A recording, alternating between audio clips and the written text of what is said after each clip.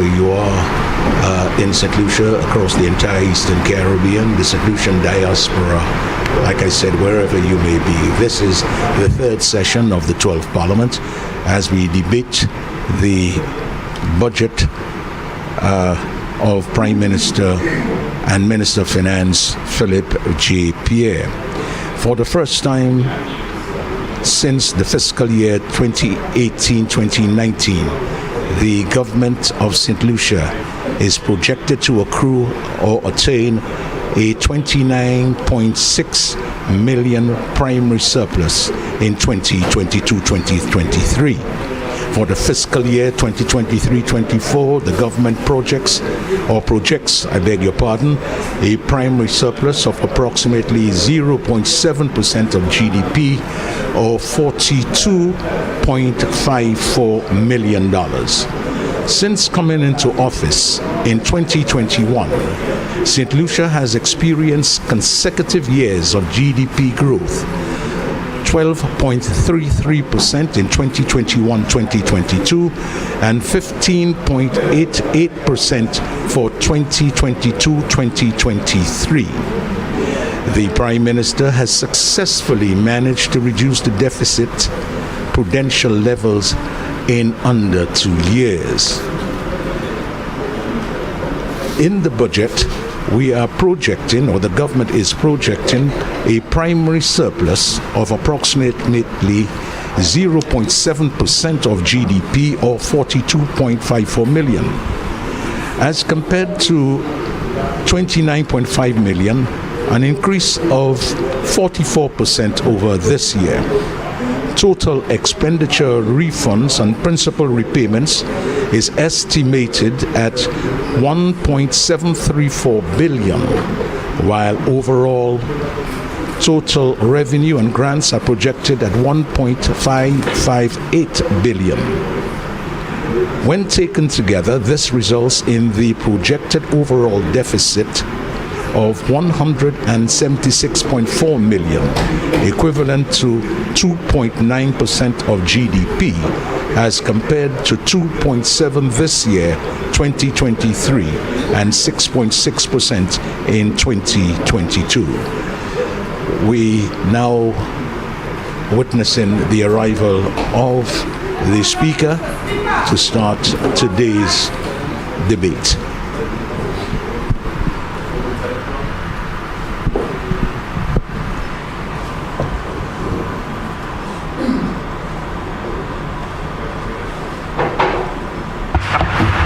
Let us pray. Member for Soufrière Forces Jacques. Almighty God, by whom alone kings reign and princes decree justice, and from whom alone cometh all counsel, wisdom, and understanding, we thine unworthy servants are gathered together in thy name, do most humbly beseech thee to send thy heavenly wisdom from above, to direct and guide us in all our consultations. And grant that we, having thy fear always before our eyes, and laying aside all private interests, prejudices, and partial affections, the result of all our counsels may be to the glory of thy blessed name, the maintenance of true religion and justice, the safety, honor, and happiness of the King, the public weal, peace, and tranquility of St. Lucia, and the uniting and knitting together of the hearts of all persons and estates within the same, in true Christian love and charity, one towards another, through Jesus Christ our Lord. Amen. The grace of our Lord Jesus Christ, and the love of God, and the fellowship of the Holy Spirit be with us all evermore. Amen.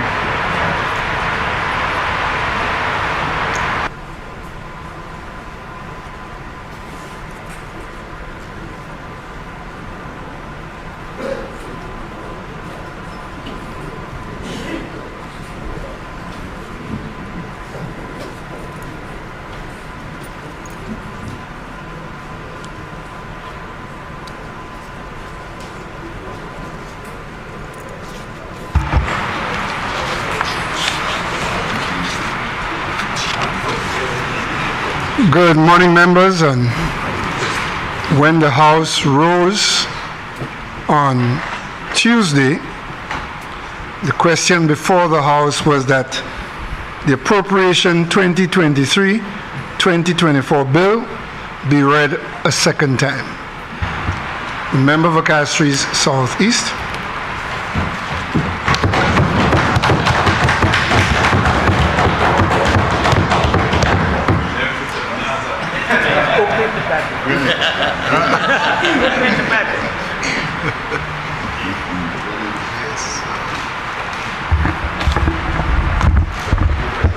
Biggest police and civil. Yes, so I don't hit nobody and feeling safe. I feeling safe for the first time.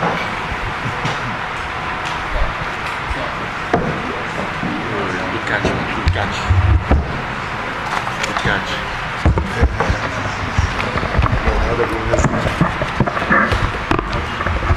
Good. Thank you.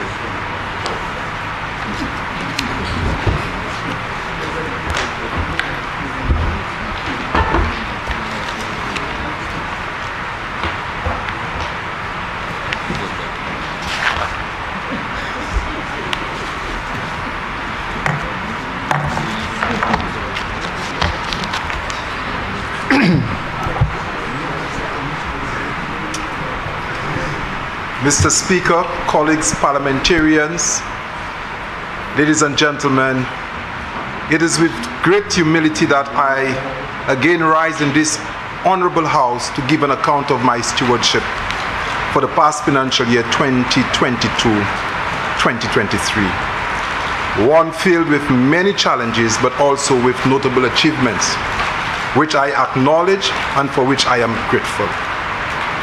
Mr. Speaker, as I commence my presentation this morning, please allow me for this update time to express my appreciation and gratitude to the people of Castries Southeast constituency for your many votes of confidence in my ability to represent you. I consider it a humbling privilege to serve as your parliamentary representative, a responsibility I take very seriously. Thank you for your trust in me and for the support that you continue to provide as we work together to improve our constituency. I look forward to the continuation of this great relationship as we work together to develop this wonderful constituency. Mr. Speaker, I also want to place on record my appreciation and gratitude to my Honorable Prime Minister for his vision, his support, and his demonstrated confidence in my ability to lead the mandates and work for the Ministry of Equity, Social Justice and Empowerment. My ministry continues to lead the government's commitment to advancing social development and fostering a stable social environment by delivering equitable social protection services to all St. Lucians, particularly the more vulnerable among us.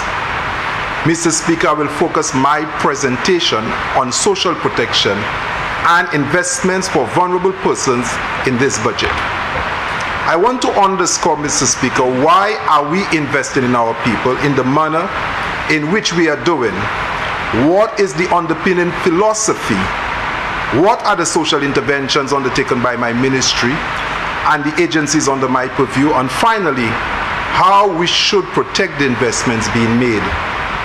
According to the Economic Commission for Latin America and the Caribbean, ECLAC, in its first regional report on the implementation of the Montevideo Consensus on Population and Development, it says, social protection refers to the set of actions that the public and private entities undertake to ease the burden of risk and needs borne by households and individuals through life cycle.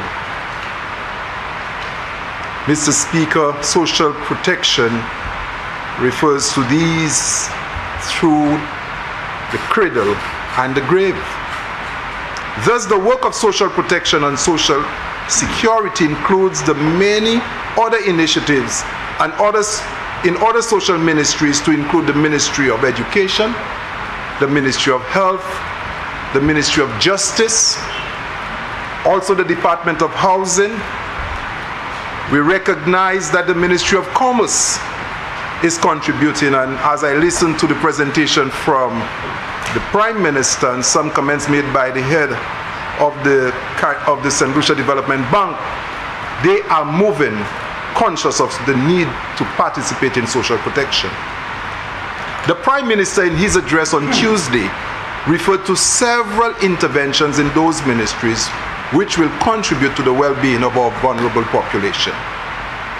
Why is the government of St. Lucia under the SLP administration led by the Prime Minister Philip Joseph Pierre investing in social protection at such a challenging time as this? 25 million for public assistance, $500,000 for scholarships, land for settlement, establishment of an elderly affairs unit, 80+ medical package, maternal and child care program to be the first stage of our universal health care, MSME loan grant facility, removal of 12.5% VAT on plywood, lumber, steel, cement, and galvanized, tax amnesty, rebate of $1 per gallon for all registered fishers, pensioners to receive one-off payment of $600 in November, thousands of laptops to children, subsidies on flour and fuel, 17 million in stimulus and support from the St. Lucia Social Development Fund, outstanding payment to employees of LIAT and Majestic workers. The answer is clear. It is based on our philosophy. And I don't want you to be deceived, Mr. Speaker. We need to explain why is it we do the things we do. Because there are other persons who can mimic or imitate or mock what we do and also deceive many people. And I think it was in 2 Timothy, Paul to Timothy in a letter saying that persons having a form of godliness but denying the power thereof. And I borrow from this, some persons may have a form of social protection without believing in social protection. Mr. Speaker, what is the philosophy? Our philosophy draws from our spiritual values and belief as stated in Scripture. It rests firmly on our belief that human beings were made in the image and likeness of the Creator God Himself. So we are all valuable irrespective of our situation and circumstance. 1 Samuel 2:8 states, He, God, raises the poor from the dust and lifts the beggar from the ash heap to set them among princes and make them inherit the throne of glory. For the pillars of the earth are the Lord's, and He has set the world upon them. Our philosophy is also enshrined in our Constitution. Schedule 3B, believe that all persons have been endowed equally by God with inalienable rights and dignity. Realize that the human dignity requires respect for spiritual values, for private family life and property, and the enjoyment of adequate standard of economic and social well-being dependent upon the resources of the state. F also speaks to respect the principles of social justice. Therefore, believe that the operations of the economic system should result in material resources of the community being so distributed as to observe the common good, that there should be adequate means of livelihood for all. Also, as a government, we subscribe to the view that social protection is a fundamental right which is enshrined as such in the Universal Declaration of Human Rights 1948 and International Covenant on Economic, Social and Cultural Rights of 1966. What about the St. Lucia Labour Party? Our motto of bread, justice and freedom, putting people first, contributes to this philosophy. That is why we invest in our people. That is why we exist as a political party, to put people first. Mr. Speaker, I just would like to take a short moment to speak to some statistical evidence that makes the point even louder. Mr. Speaker, whereas we receive the annual Economic and Social Review, it provides much evidence on the economic situation of St. Lucia. However, social indicators are not available, and we rely on the country poverty survey, which is done every 5 years. But Mr. Speaker, I want to emphasize this point by speaking to the limited poverty data that's available. Mr. Speaker, if you follow a source from the World Bank and look at 40 years of GDP in St. Lucia, you would recognize that the trend is that it's going upward. It's climbing. Notwithstanding the worst performance ever of 2020, where we saw a major decline of 24.36%, and that will remain a stain in the last administration performance. But GDP has been climbing. Notwithstanding, poverty over the same period has remained the same.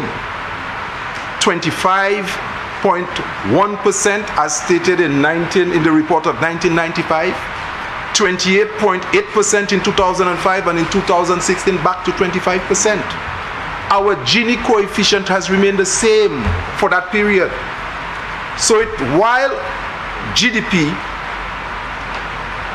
the economy is growing, poverty has not moved over a period of 40 years. The wealth of the country has remained in the hands of the same persons. Our inequality has been the same. And of course, what about inequality? This contributes to segregation and the deterioration of our social environment. It underpins a culture of privilege that suggests that even some of us sitting here have no right to be here. This has its foundation since colonial days. The spatial concentration of income and wealth becomes obvious. That is why, Mr. Speaker, on a macro level, low-cost social infrastructure can be far more impactful qualitatively to vulnerable population than costly economic infrastructure. Mr. Speaker, that is why an administrative complex or the construction of St. Jude Hospital has more guaranteed immediate long-lasting impact on the people of Beaufort than a horse racing track or the construction of the airport. That is why, Mr. Speaker, we must not provide some communities with all social amenities while others are left without. They too feel the inequality and segregation while moving along. Access to community assets and public goods must be equitably arranged. Mr. Speaker, I would like to remind us of some statements or interviews by ordinary St. Lucians, and I'm taking it from the 1995 participatory poverty survey, just to make the point as to why we do what we do. And in the 1995 survey, persons were interviewed, and here are some of what people say. You don't have a choice. That's the way it is. You can't do nothing. You can't do anything. I have to live with it. And this is about poverty. The way we get it, the way we take it. I poor, yes, but I can't do nothing about it. I don't think I will ever come out of poverty. One said, I born in a family that was poor. I grew up in a poor family. I had to start working at 15. We were poor. They couldn't send me to school. My father left my mother when I was a baby, and we had it hard. My grandmother was poor. My family had nothing. Interviews from poor people of the 1995 country poverty survey. Persons participating in it. I was not poor before, but now I am poor. One spoke, I am neither poor nor wealthy. I'm not very poor, but I still can't afford everything I need. I'm not by the street begging. No, I'm not poor. I can't make it living by myself. Another person said, I have to depend on people. I have to depend on the children's father. He don't give much. I am frustrated.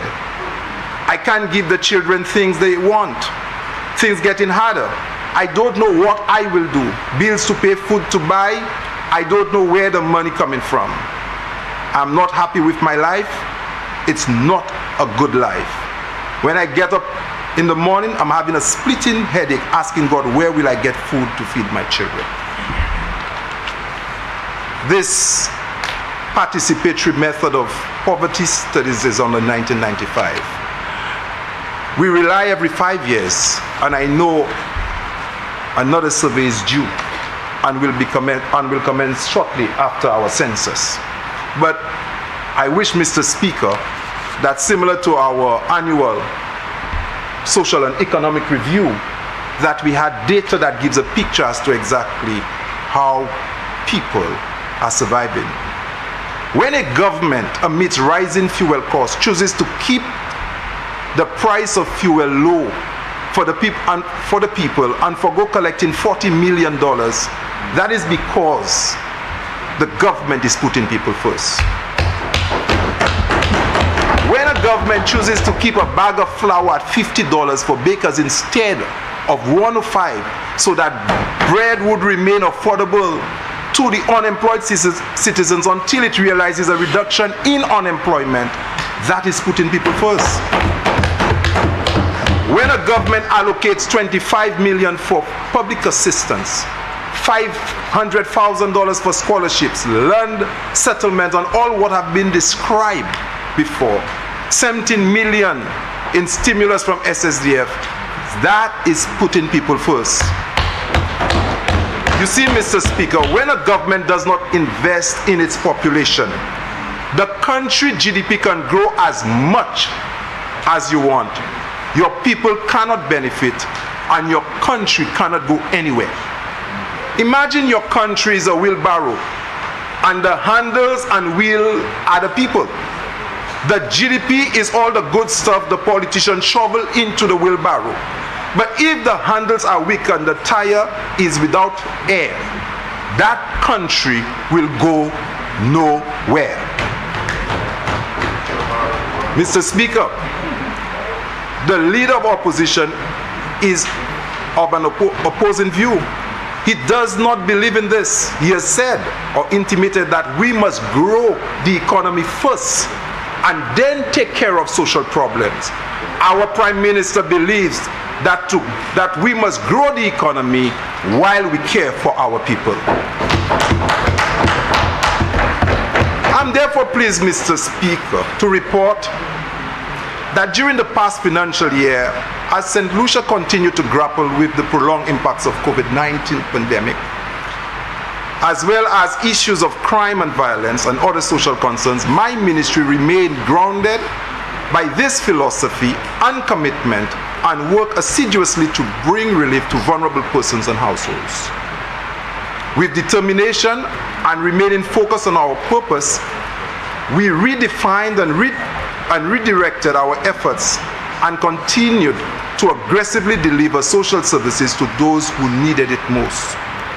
We also focused on the design and implementation of new programs to adequately address emerging social issues and an expanding vulnerable population.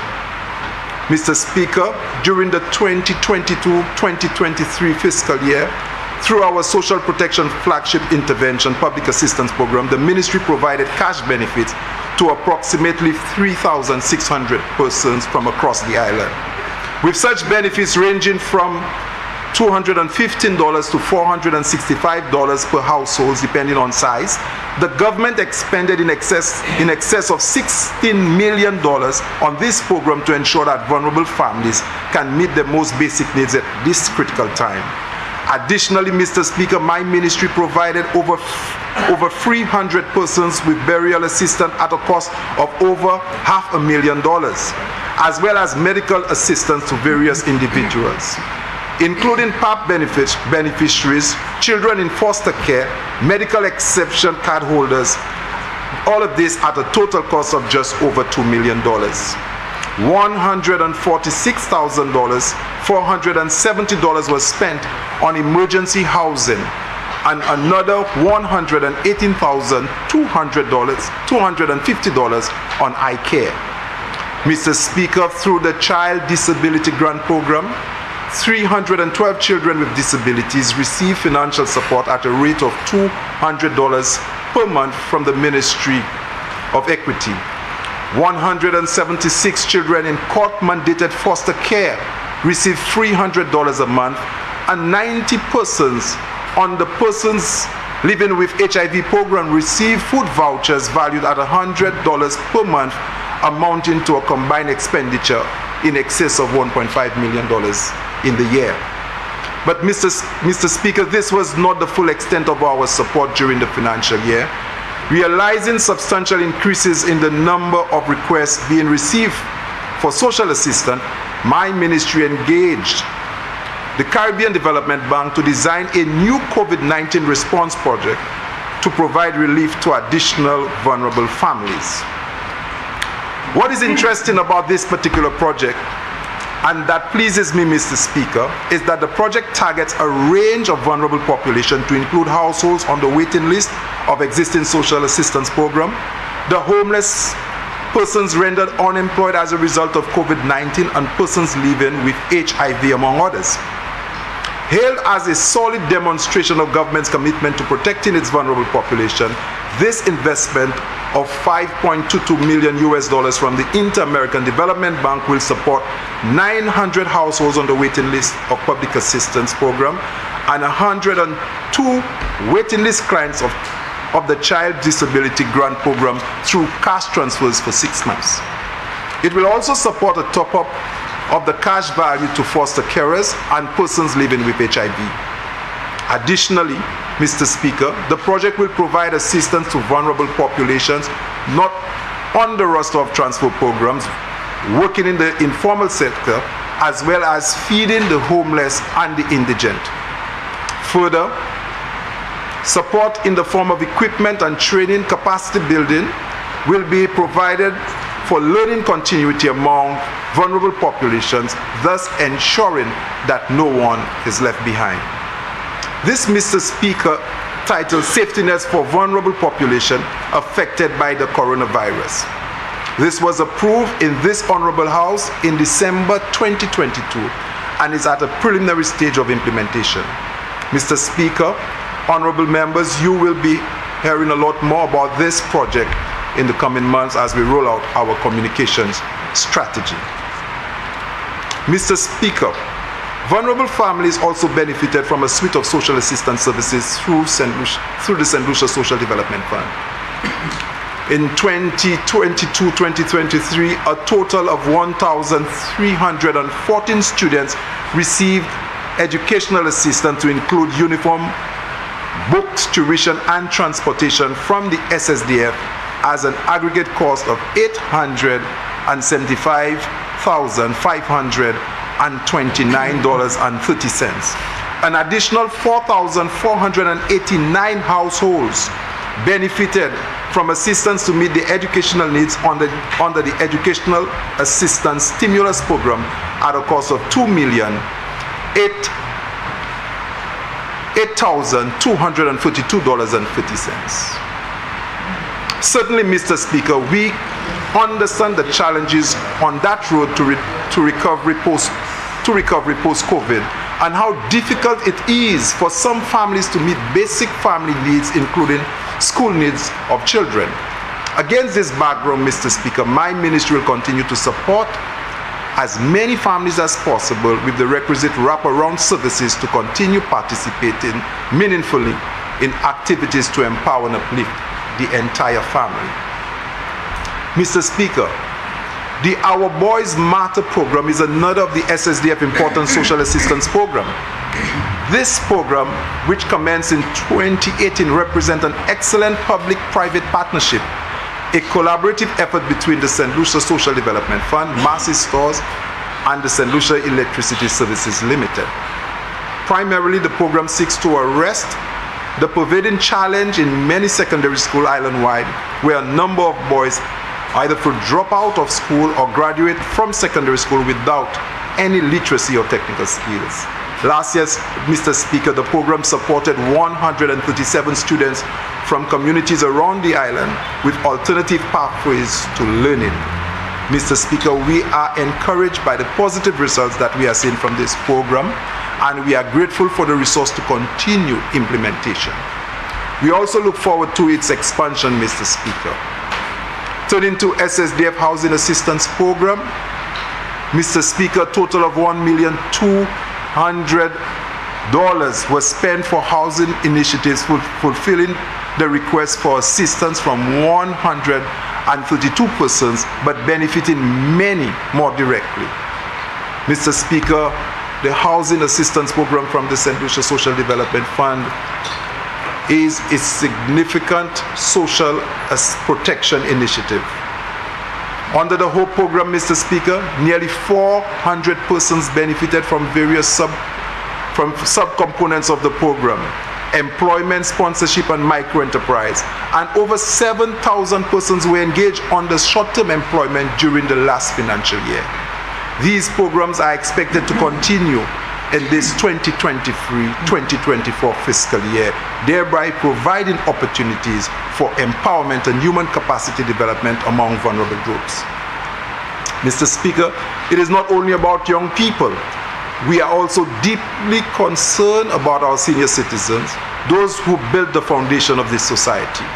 Through the SSDF, Mr. Speaker, we provided care and assistance to 766 clients under the home care program, an increase of 81 persons over the previous financial year.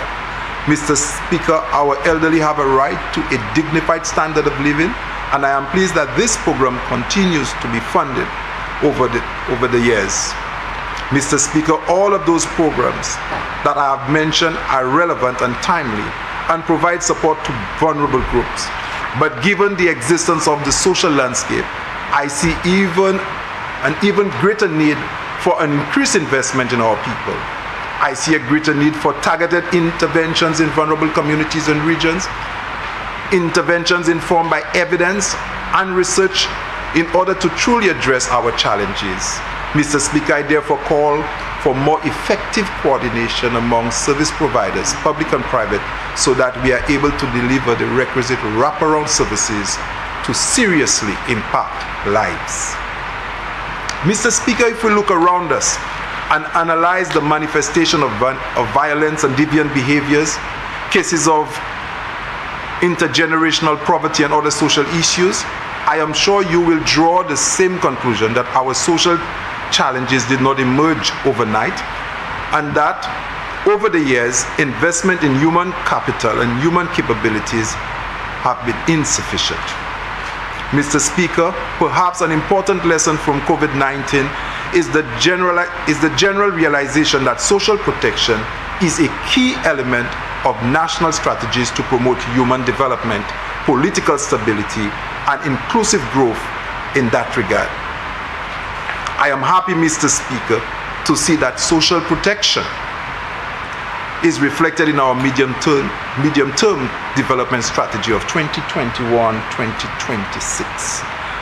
And so, Mr. Speaker, even as we spend considerable resources to provide relief to our brothers and sisters, we are minded that we do not do so in a way that creates dependency on the government, but rather create investment that utilize the potential of each individual family, developing their capacities and empowering them.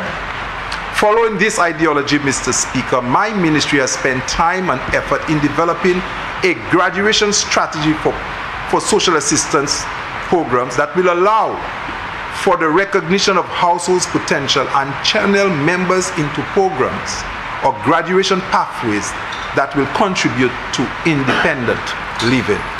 Mr. Speaker, this initiative was piloted last year through SSDF and Bell Fund, and the result is encouraging.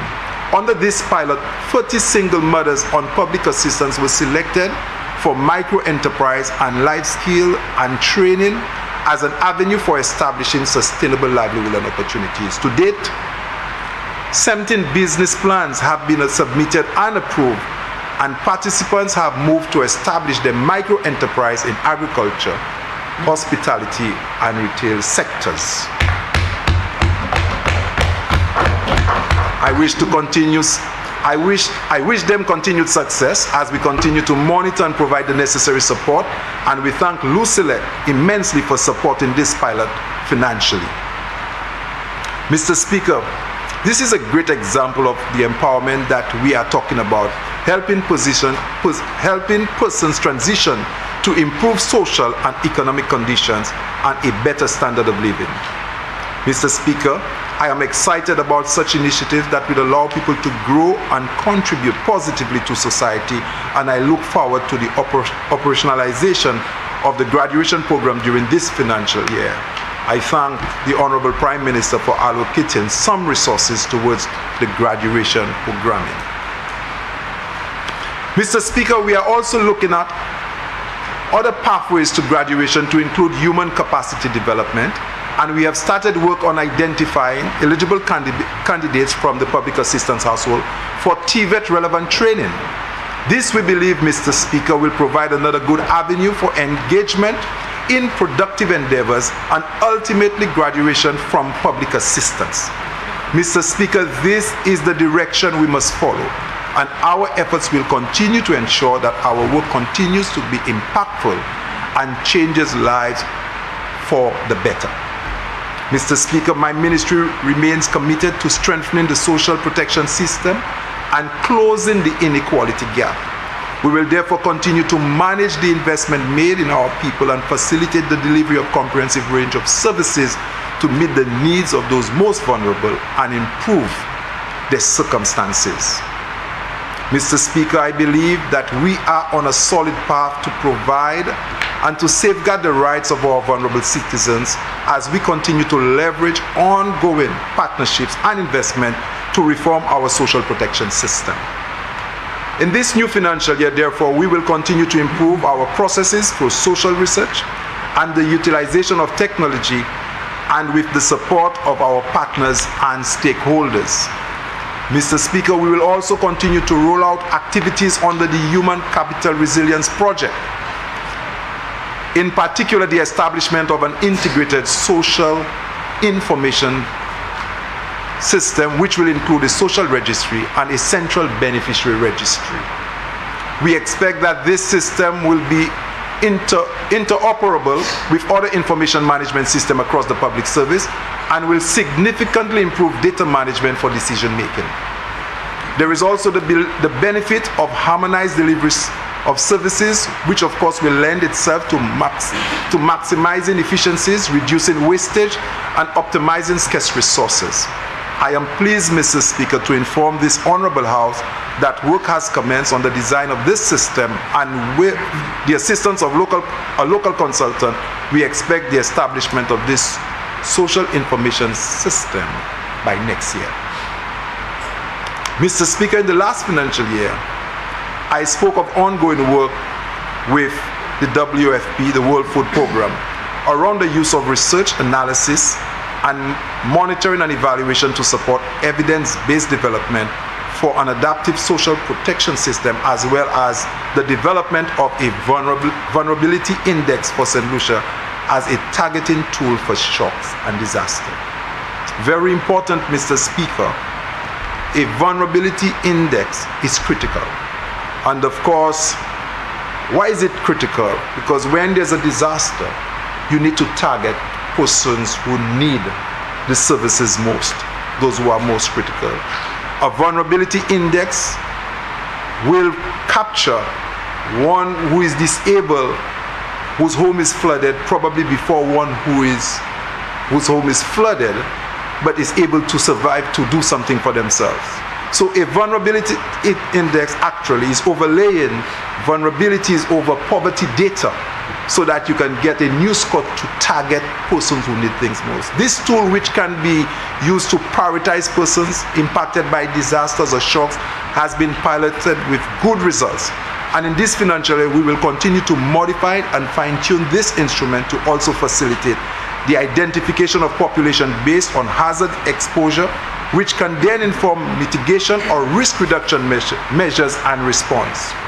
Mr. Speaker, on the issue of disaster response, my ministry has also facilitated the development of standard operations protocols for shock responsive social protection to ensure seamless response activities post-shocks, and is exploring with World Food Programme anticipatory actions and financing options for shock response. Mr. Speaker, these interventions are critical as they will assist the ministry to continue to deliver on its role as a first responder to citizens impacted by disaster or shocks, whether it be fire victims or through participation in national response efforts. Mr. Speaker, in January of this year, the Ministry of Equity signed a technical assistance agreement with WFP aimed at further strengthening our social protection system to make it more comprehensive, responsive to natural hazards and other shocks. Specifically, this agreement will not only support further development of the vulnerability index, but will support the testing of options for delivery mechanisms for cash and non-cash transfers, as well as strengthening of the ministry's internal capacity through training, learning exchanges, and upgrading, streamlining of existing tools and mechanisms. This technical assistance agreement, Mr. Speaker, is valued at over 200,000 Eastern Caribbean dollars.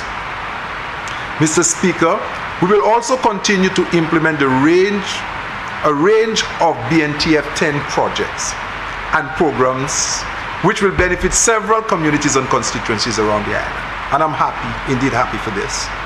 Get towards reducing poverty and vulnerability by enhancing access to basic and social infrastructures and human resource development. These projects will be implemented through the SSDF and are earmarked to commence this fiscal year. This includes rehabilitation of Viewfort Comprehensive School Food and Nutrition Lab, after-school music program in Shrosel, rehabilitation pre-K classroom at the Babuno Combined School, rehabilitation of pre-K classroom at Lakwamengo Combined School, rehabilitation of the Entrepot Daycare Center, including supply of furniture and equipment, rehabilitation of the wall block at the Soufre Primary School, construction of a Bele Early Childhood Education Center, construction of rehabilitation of the Labei Early Childhood Education Center, green opportunity for life development, that's through the NSDC, a training and agro-processing project which will be housed at the NSDC Monrepo Center, adds business strengthening capacity for economic viability in the creative industry, Adscape building capacity through the creation of multifunctional performing space, the introduction of aquaponics for sustainable food production, that's training in Viewfort, music studio phase-free tuning, furnishing, and operationalization of a music studio in Grosile, construction of road and drain at Goodlands East, not Goodland West,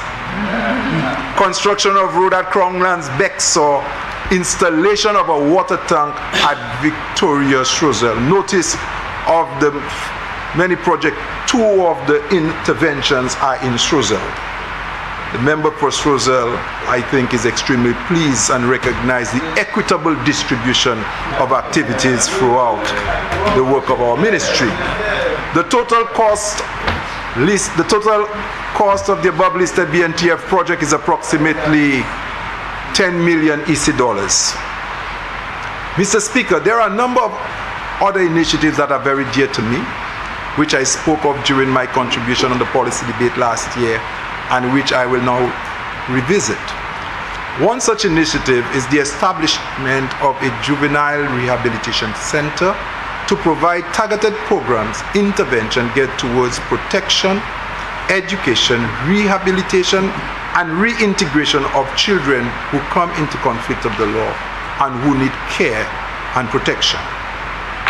Mr. Speaker, we are all familiar with the existing challenges and the deficiencies that obtain in this regard. I am sure you will agree with me that such an institution is imperative at this time. Mr. Speaker, there is no institution for girls who come into contact with the law, and we are now challenged by a category of young men who are remanded to the Boys Training Center given the provisions of the Child Justice Act. Mr. Speaker, the reality is that the BTC is simply not designed nor equipped to handle this group, and we need to move swiftly with this project. I am pleased that USAID Project Oasis, opportunities to advance and support youth for success, as well as WIRI, Youth Resilience Inclusion for Success, is contributing significantly in establishing this new juvenile center. So what have we done, Mr. Speaker? We have secured the site of the George Child Secondary School as a new location for the juvenile center. We have had preliminary discussion with an architect who will assist us in this endeavor, as well as an individual who will assist with the management of this project. We have had initial discussions with the Caribbean Development Bank around the issue of funding for this project. Mr. Speaker, we are also pleased to note an allocation from our Prime Minister of $350,000 in the budget for preliminary works. I am grateful for this. Mr. Speaker, alongside the establishment of this facility, the ministry has a vision for an effective aftercare program for youth transitioning from juvenile institution and has developed a concept for institutionalization of this program. This program is intended to support the services of the Juvenile Rehabilitation Center with a strong focus on the re-entry or reintegration of children back into society. And Mr. Speaker, for an extension of support to the center and the aftercare program, we have also envisaged the establishment of a youth safe house with services that reinforce and complement what exists at the rehabilitation center and the aftercare program. Mr. Speaker, the youth safe house will serve as a shelter for vulnerable youth who are experiencing homelessness or home dysfunction that may compromise the ability to live pro-social lifestyle until that they are able to live independently. Moving on, Mr. Speaker, last year I also spoke of the National Mentorship Program, which we believe could be a powerful intervention for addressing some of our social issues being manifested in the society. Acknowledging the value of role models in helping to shape behaviors, attitudes of others, such an approach can complement existing intervention. In that regard, I'm also pleased to report on planned social stability initiatives to be implemented jointly with Community Services Unit, the Community Services Unit of the Ministry, as well as the SSDF in collaboration with partners inclusive of civil society organizations. Designed as a social response to increasing deviant behaviors and escalating crime and violence, these initiatives include young prisoner reintegration program, parenting programs, after-school programs, and a mentorship and employability program which will be rolled out within the framework of an established coordinating mechanism beginning the first quarter of this financial year. Mr. Speaker, as we continue to reform our social protection system, we continue to find ways of operationalizing our mandate and promoting inclusion as a key principle. In this regard, on June 7th, for the first time, St. Lucia will join the rest of the world in observing the National Day of Caring. Mr. Speaker, I am happy to be the lead person asking that observing the National Day of Caring will contribute to the sensitization of our people and promote a culture of caring that we have in St. Lucia. Mr. Speaker, I'm hoping that I will be able to convince the Minister of Health and the parliamentary representative for Central Castries to allow us the use of the part of the Castries Health Center, so that instead of feeding the people food in the city of Castries, we have a place to serve them. Of course, as we work with the Christian Council in establishing the National Day of Caring, it is the council, the Christian Council that advised that they do not just want to feed people. They want to serve the people. They want so that they can say grace before meals. They can sit down in a place and be served in dignity, because our people who are loitering the streets of Castries are human beings made in the image of God and His likeness, and deserve to be treated with the best dignity and all that we have to offer. Mr. Speaker, the ministry has also given serious consideration to the establishment of a daycare center for children with disabilities, that they can socialize, participate in activities as appropriate under the care and supervision of trained personnel. Such a facility will allow single parents with a child or children with disabilities to participate in the labor market, knowing that the child is in a safe environment. In this financial year, we will continue to explore avenues and options to make this a reality. Again, Mr. Speaker, our social protection system must leave no one behind. Mr. Speaker, I personally have encountered young mothers with disabled children trying to speak with me, trying to have a conversation, and they're not able because of the disability, the child disability issues. Also, some of them cannot leave home because of the nature of the disability. Mr. Speaker, also we at the ministry, we subscribe to the philosophy that all children can learn and all children must learn. And children who are chronically disabled can learn and can experience happiness. And therefore, our intervention in identifying a place for children with disability is one that is key towards our social protection system. Mr. Speaker, all of this, the enabling policy and legislative framework is important for all this to happen. Again, having mentioned the revision of our 2015 National Social Protection Policy in the policy debate last year, I am happy to report that we have completed this task and now have a National Social Protection Policy 2022 to 2030. We thank all stakeholders who participated in the broad-based consultative process, and we look forward to joint implementation. Mr. Speaker, work continues on our national social protection legislation with the assistance of UNICEF, and I assure this honorable House that this piece of legislation remains high priority on the legislative agenda. We will work towards its completion and enactment in this financial year.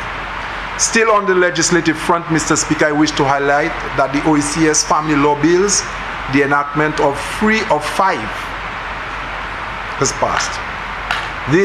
The Child Justice Act and the Child Care and Protection Adoption, they were passed in 2018, while the Domestic Violence Act was passed in 2022. Still outstanding are the status of children and child maintenance legislation. During this fiscal year, Mr. Speaker, the ministry, through the Division of Human Services, will bring these into focus for relevant consultation and subsequent drafting.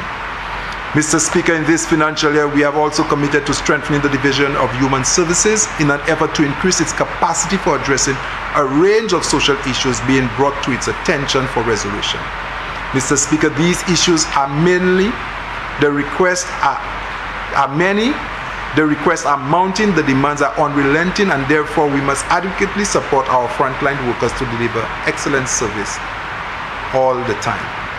So, Mr. Speaker, as we move to this new financial year, we will continue to rationalize existing social programs, develop new ones to ensure that the appropriate level of assistance reaches those most in need. Strengthen existing social interventions and programs to effectively support youth at risk and vulnerable households. Strengthen delivery system and institution for effective and efficient delivery of social protection programs. Importantly, we also intend to explore the feasibility of establishing an unemployment insurance scheme in St. Lucia through partnership arrangement with NIC, the Caribbean Development Bank, and other stakeholders. Mr. Speaker, we are happy to support all donors and partners towards our social protection system and for this we express our sincere appreciation and profound gratitude. We will continue to dialogue with all partners to identify avenues in enhancing existing programs and creating new ones to address emerging social issues. Mr. Speaker, this government cares for people. We understand that there are those among us who need assistance to get out of challenging and unpleasant circumstances. We understand the need for an inclusive social protection system to support the poor and vulnerable. We understand the significance of such a system as a critical component of human development and also as a conduit for achieving wider national development goals.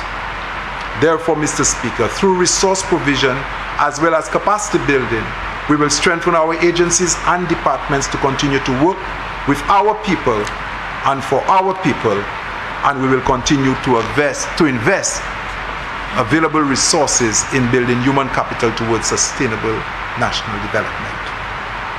Mr. Speaker, I wish to thank once again the Prime Minister, Honorable Philip Joseph Pierre, who is well controlled by the immortal, invisible, only wise God, for a vision of national development which includes everyone.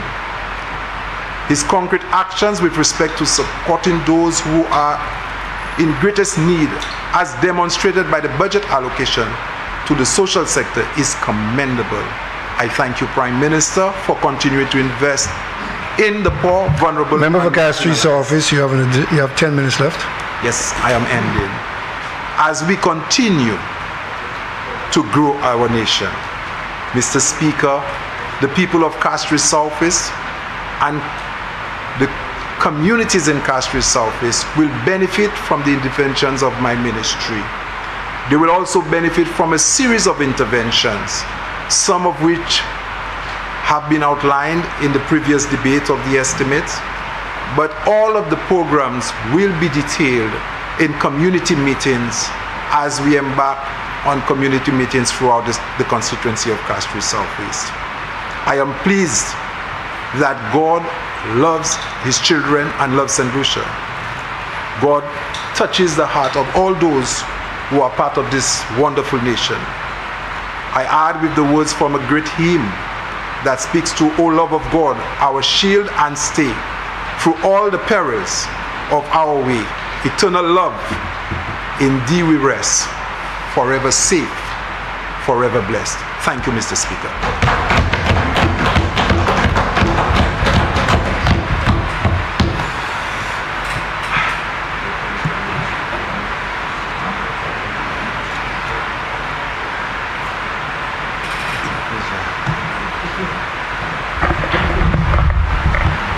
Member for Dennery South.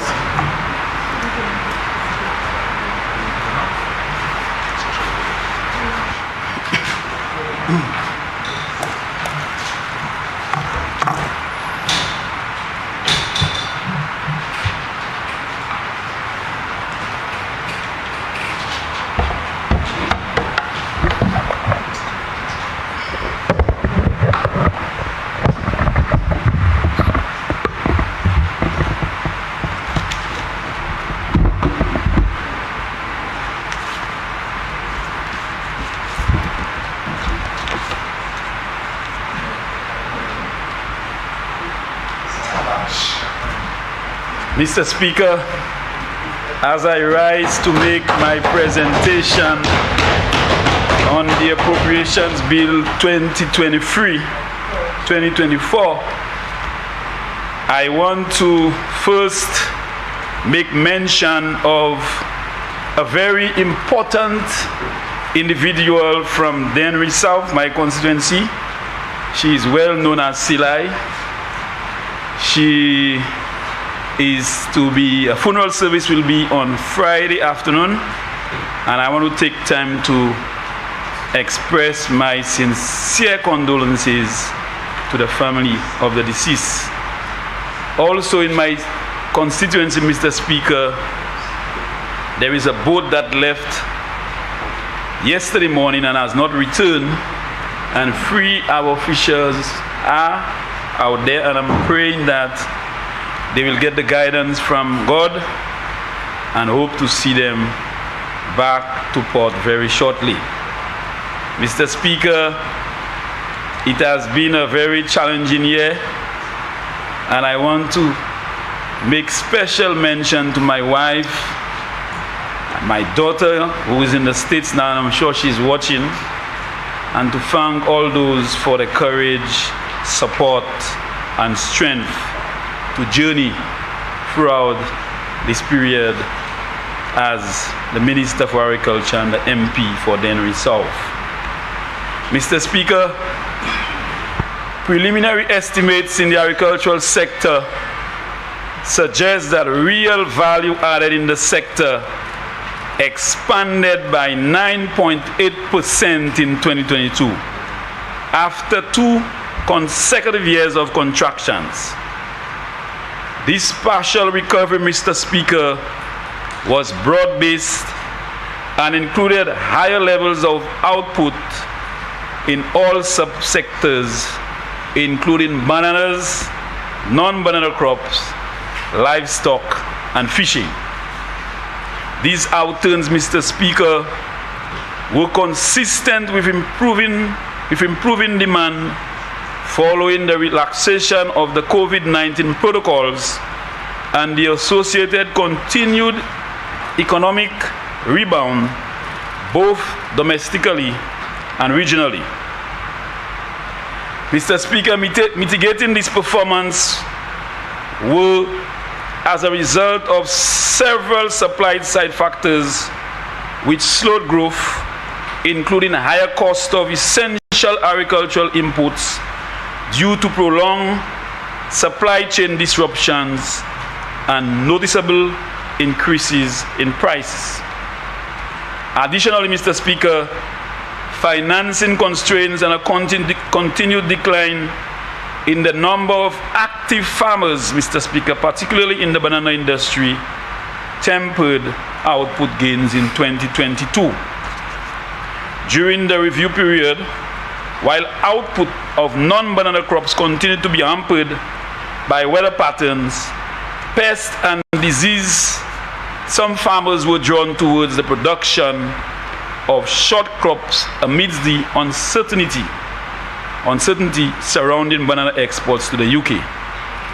As a result, Mr. Speaker, the production of non-banana crops, as measured by the combined volume of produce procured by hotels and supermarkets, increased by 14.8% to 3,393 tons in 2022 compared to 2021, although still below the 2019 levels.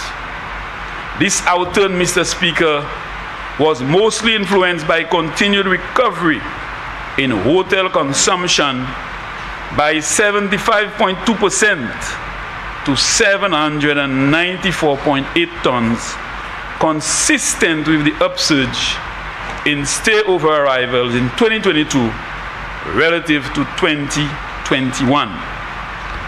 Mr. Speaker, almost half of this increase was in fruits and tree crops, followed by non-traditional vegetables. These hotel purchases generated $5.9 million in revenue, representing an increase of 84.4% compared to 2021.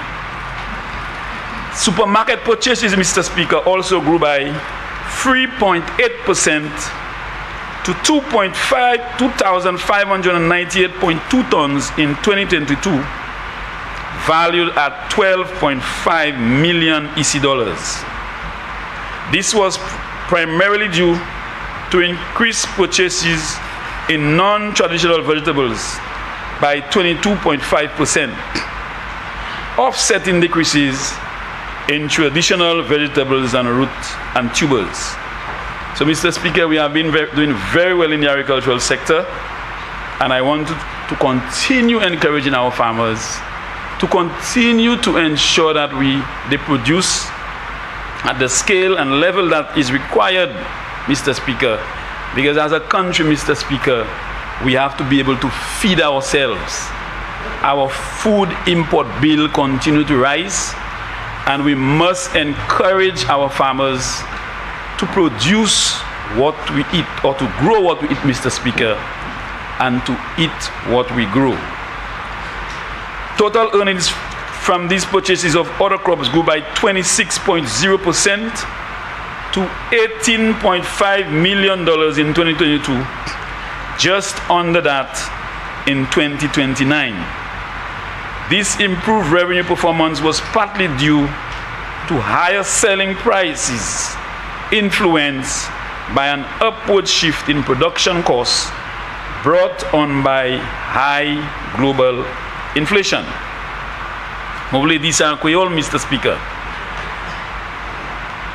Industrie fig la produit plus fig passé dès l'année passée, et puis ça c'est un bon bagay pour secteur fig la en cette ici, et aussi nous production manger bagay ko da Chine, banane, macambou, et l'autre fruitage haussé par 9 pour 800.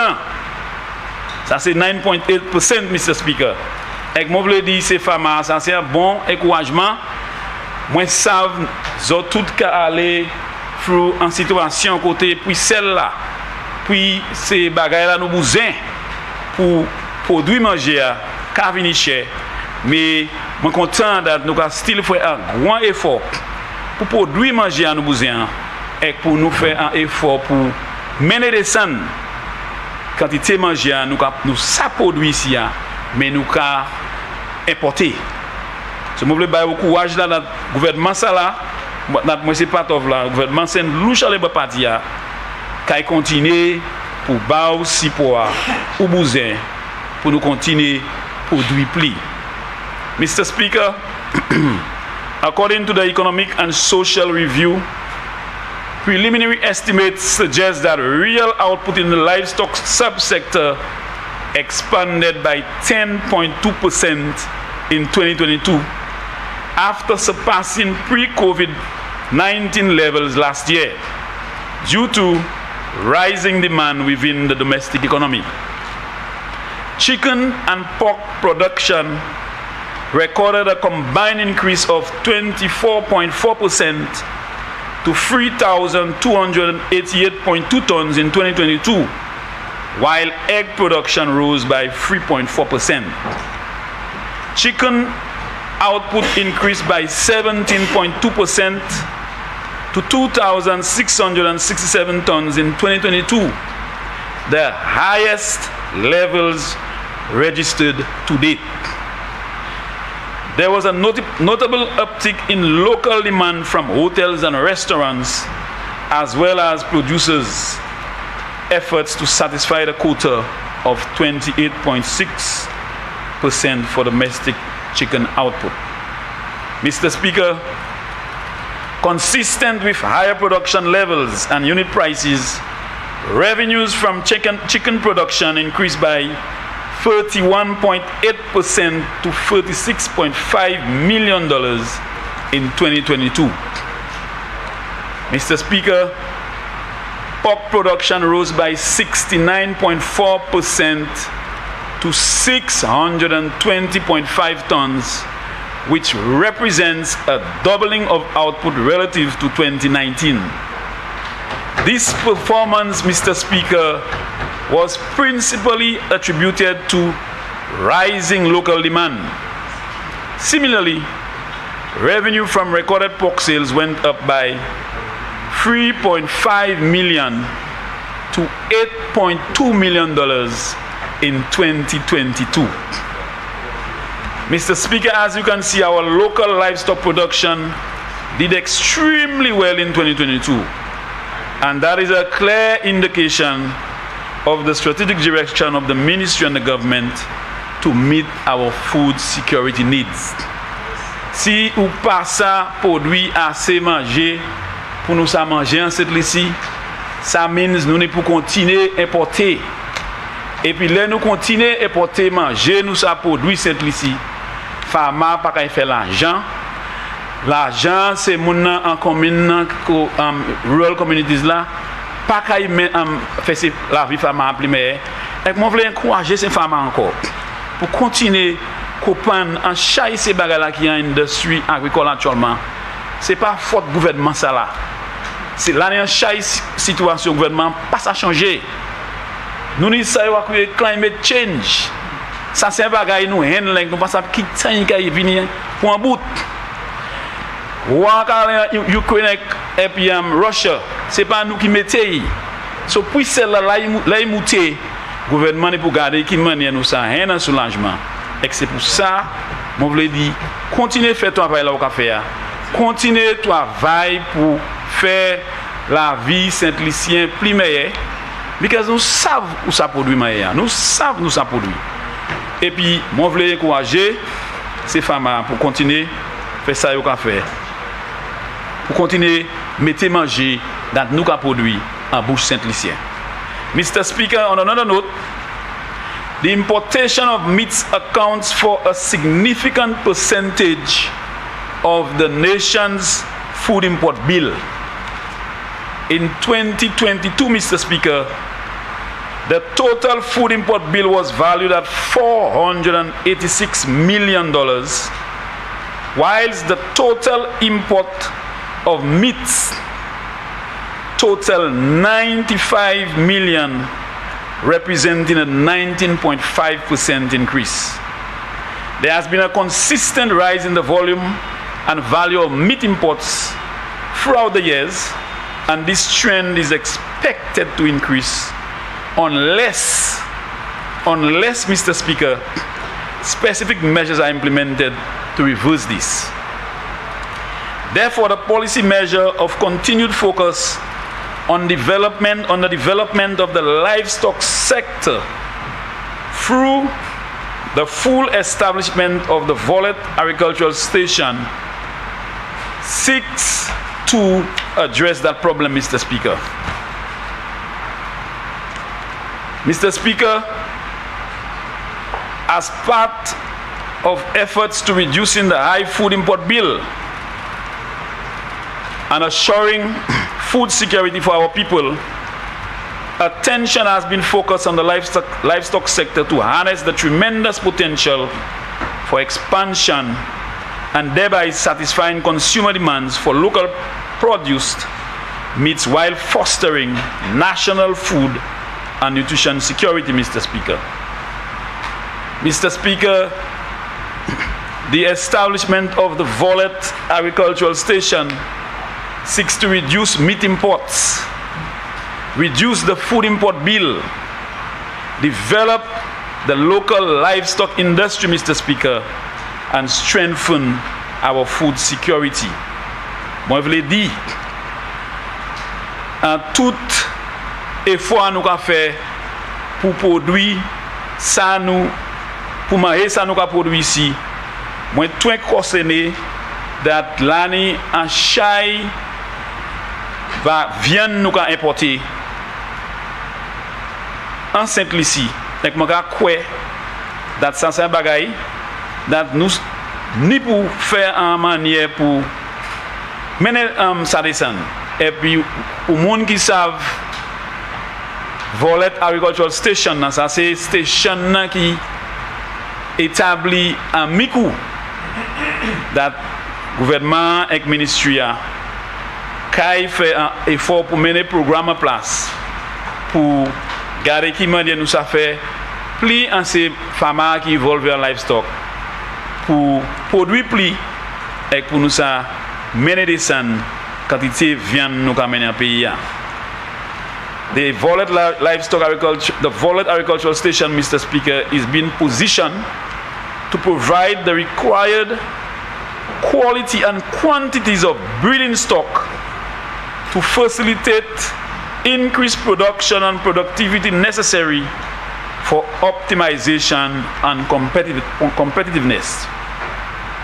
Mr. Speaker, the station will engage in the transfer of technology to livestock farmers and will be the main center for provision of livestock services to the sector. major programs, Mr. Speaker, to be established at the Vollet Agricultural Station include: 1.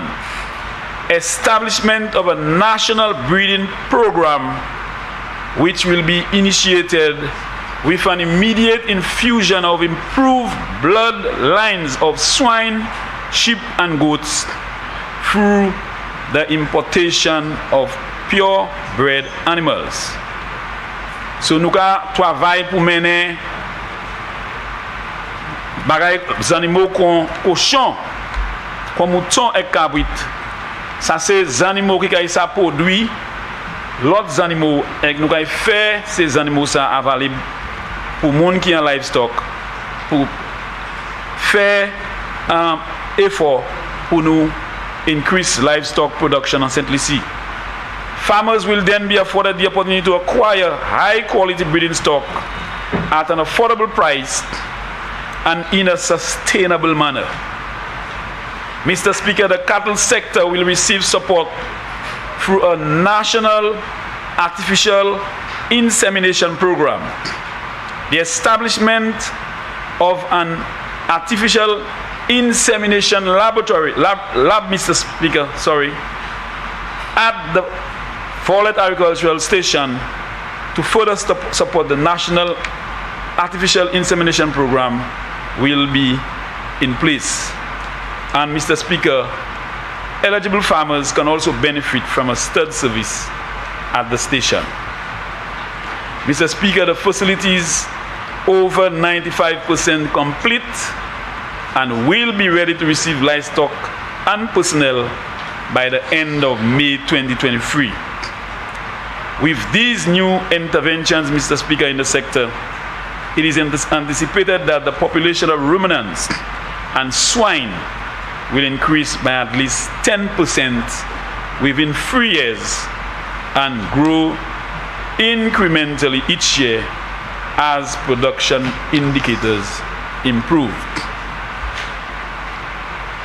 Mr. Speaker, funding to undertake these transformational activities is being sought under the critical response window of the Unleashing of the Blue Economy project financed by the World Bank. We are very optimistic, Mr. Speaker, that the final approval for the initiation of the project will be communicated within the next few months. Mr. Speaker, let me go to the banana industry. Mr. Speaker, we continue to invest in the banana industry as an economic driver in the economy. In the Economic and Social Review 2022, page 26, paragraph 1, it is noted, and I quote, "The banana industry faced a myriad of challenges on both the supply and demand side." Mr. Speaker, the main supply side factors included the rising cost of inputs such as fertilizers, fuel and packaging materials associated with COVID-19 related supply chain disruptions, as well as the global economic recovery and the war in Ukraine. Mr. Speaker, the Economic and Social Review 2022 also indicated on page 26, paragraph 1, and I quote, "The elevation in these prices adversely affected farmers' ability to attend to banana fields and apply the required inputs at recommended time periods." So nous avons dit that industry figure malgré nous savons important, mais ces farmers qui ont figure aller through a period qui pas très bon et ça c'est because puis sel la mouté, puis gaz mouté, puis madame c'est carton et ben c'est boîte là côté ces farmers qui ont des figues la mouté, Covid l'a affecté production farmer et puis war in Ukraine. Et nous avons dit that puis a farmer c'est pour rien pour figure you party sign because pre-production cost of production, Mr. Speaker, increased, and as a result, the return to the farmer in terms of an income would obviously have to be a lot less. The major demand factor experienced by the industry was related to access issues to the UK market on account of shipping costs, fruit quality concerns, and volume. Mr. Speaker, despite these setbacks, available data from the Economic and Social Review suggests that banana production expanded by 11.3% to 6,596 tons in 2022. While domestic sales recovered by 9.8% or 142 tons, total banana exports began to rebound from consecutive years of decline, expanding by 11.7% relative to its lowest level in 2021 to 5,118 tons. This was principally due, Mr. Speaker, to a 58.2% increase in regional sales from 2,913 tons in 2021, which overshadowed the marked drop in banana exports to the UK. Mr. Speaker, despite this growth in banana volumes, revenue generated from total exports fell by 0.8 million to 5.3 million in 2022, owing to the lower unit price received from the regional market. Obviously, Mr. Speaker, the regional market offers a much lower price to the UK market, and as a result of this, Mr. Speaker, there was a shortfall of 0.8 million. Mr. Speaker, available data show that the volume of banana exports to Caribbean countries expanded by 1,696 tons to 4,610 tons in 2022. This performance, Mr. Speaker, of the regional market benefited from the diversion of bananas typically consigned to the UK to neighboring countries. The most pronounced increase was recorded in exports to Barbados, which rose from 925 tons in 2021 to 1,919 tons. Notable, Mr. Speaker, growth in exports were also recorded for Trinidad and Tobago and Antigua and Barbuda, which expanded by 93.9% to 1,272 tons and 23.7% to 1,188 tons respectively. These developments, Mr. Speaker, reflected the continued efforts by the National Fair Trade and the government of St. Lucia to maintain and explore export opportunities within the region. However, there was a decrease of 139.5 tons in banana exports to St. Kitts and Nevis. Very concerning, Mr. Speaker. Mr. Speaker, the overall performance in the banana industry in 2022 was a substantial decline of 69.6% in exports to the United Kingdom, which brought the total tons down to only 505, Mr. Speaker. Export to the UK recommenced in May 2022, Mr. Speaker, but then it was temporarily discontinued in October 2022. This suspension, Mr. Speaker, was partly on account of the substantial rise in shipping costs and other issues regarding ripening facilities, which adversely affected the viability of the banana trade. Mr. Speaker, moreover, the decline in plant health due to the infrequent application of fertilizers led to fruit quality concerns by UK supermarket buyers. Reduced confidence due to uncertainty surrounding this market contributed to a reduction in the number of farmers involved in exporting bananas to the UK. As a result of the weak export performance, there was a corresponding decline in UK banana exports revenue by 68.6% to 1 million in 2022. Mr. Speaker, available data from the Economic and Social Review 2022, page 27, showed that, and I quote, the combined domestic banana purchases by supermarkets and hotels increased from 1,345 tons to 1,478 tons in 2022, led by a sizable growth in hotel sales. And Mr. Speaker, you recall last year when our Prime Minister encouraged our locals to consume bananas, Mr. Speaker, some sectors, some sections of the populace, Mr. Speaker, tried to ridicule him. But we have seen a drastic improvement, Mr. Speaker, from the time that call was made in local consumption of our bananas. And I want to appeal to our populace, Mr. Speaker, to continue making a banana part of your diet on a day-to-day. Mirroring the ongoing recovery in stay-over tourism, the quantity of bananas sold to hotels rose by 64.3% to 180 tons in 2022, remaining 25.4% below 2019 levels.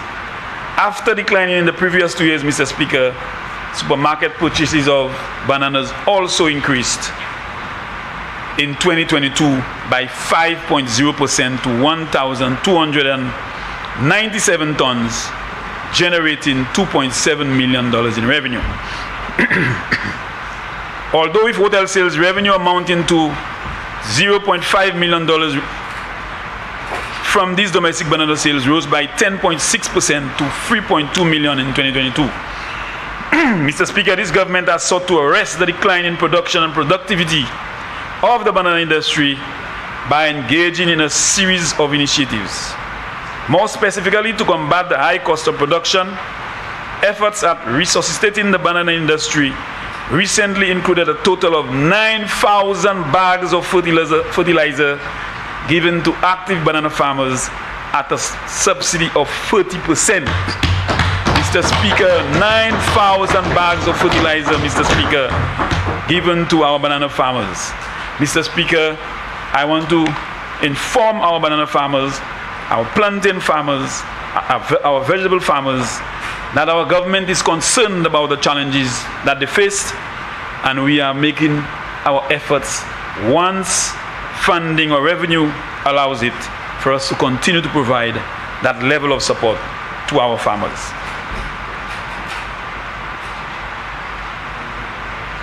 Mr. Speaker, the intervention was mainly driven by the alarmingly high increase in the cost of fertilizer in 2020, where a 115% increase was experienced on the 50 kg bag of fertilizer and 110% increase on the 25 kg bag of fertilizer.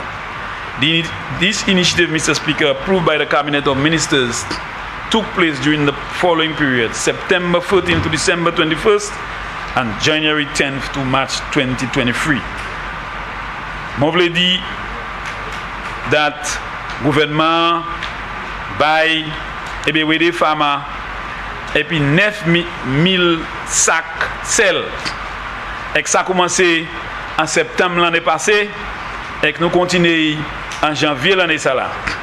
Nous savons figue glacée un bagage qui est important, et puis si figue là pas une nourriture, nous pas ça une production, nous regarder avec quality.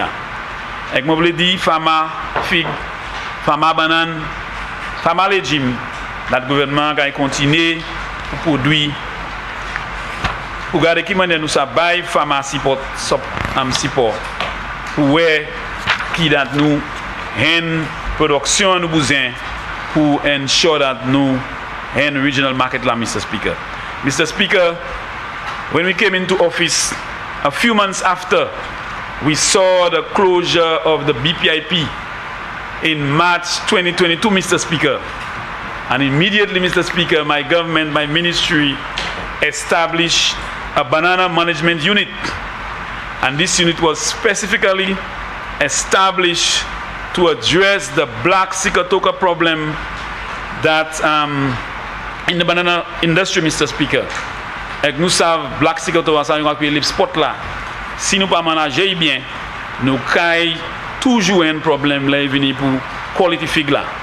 And Mr. Speaker, in the 2022-2023 budget, a total of 950,000 was allocated to this unit to address the banana black sigatoka problem. This year, Mr. Speaker, last year, Mr. Speaker, 2022, we provided support to our farmers in terms of mineral oil and fungicides. Nous buy farmer l'huile la free et puis nous croyons que c'est un bon bagage pour aider yo produire quality fig là nous besoin. Mr. Speaker, this year we got an allocation of $1 million to support the banana unit, and as a result, Mr. Speaker, it has given us an opportunity to increase our staff by 3 more. We are going to put or encourage more of the staff to spend more time in the field, Mr. Speaker, to engage our farmers, to advise our farmers, to provide the technical support our farmers need to ensure that we maintain the quality and production level in the region. Mr. Speaker, in terms of our food and nutrition security policy, Mr. Speaker, our ministry has put together a draft food and nutrition security policy and action plan. And that is we hope, Mr. Speaker, will help us address our food security concerns. Because, Mr. Speaker, CARICOM has established the 25 by 25, which really represents reduction of our food import bill by 25% in 2025. I'm hoping that St. Lucia will be part of this plan in helping to meet this target established by CARICOM. Mr. Speaker, that takes me to fisheries, the fisheries sector, Mr. Speaker. Another sector that is very, very important in terms of our food, nutrition, and security, Mr. Speaker. The fisheries subsector continues to play a major role in our food and nutrition security strategy. Despite the rise in the domestic retail price of fuel occasioned by higher imported prices, which contributed to a 0.6% reduction in fishing trips to 27, there was an overall positive outturn in the fishing subsector in 2022. Available data for 2022, Mr. Speaker, showed that an aggregate volume of wild marine capture rose by 4.3% to 1,442 tons, following growth of 8.9% in 2021. The estimated fishing efforts tons per trip continued on an upward trend, expanding by 8.6% in 2022. The landings of wild marine capture increased for the majority of species in 2022. Contributing to this output level was the increase in landings for other species, which rose from 700 tons in 2021 to 746.9 tons in 2022. Increases were also recorded in the highly demanded dolphin and tuna species, Mr. Speaker, which rose by 4.4% and 2.2% respectively. The positive outcome was influenced by an improvement in the climatic conditions coupled with a reduction in the amount of sargassum seaweed in the ocean. The combined value of landings of wild marine capture grew by 17.9% to $26.1 million in 2022 due to the higher volumes and unit prices. The selling price of fish was raised in response to the increase in inputs costs, particularly fuel. And Mr. Speaker, when I heard the announcement that our fishers, registered fishers, will be getting, Mr. Speaker, a rebate of $1, Mr. Speaker, that night I felt very good, Mr. Speaker, and up to now I am feeling that level of happiness and the benefits to be derived by our fishers. Mr. Speaker, the government of St. Lucia has contracted Digicel St. Lucia Limited to supply 300 marine satellite tracking units for fishing vessels to provide tracking services for our fishers. Thank you.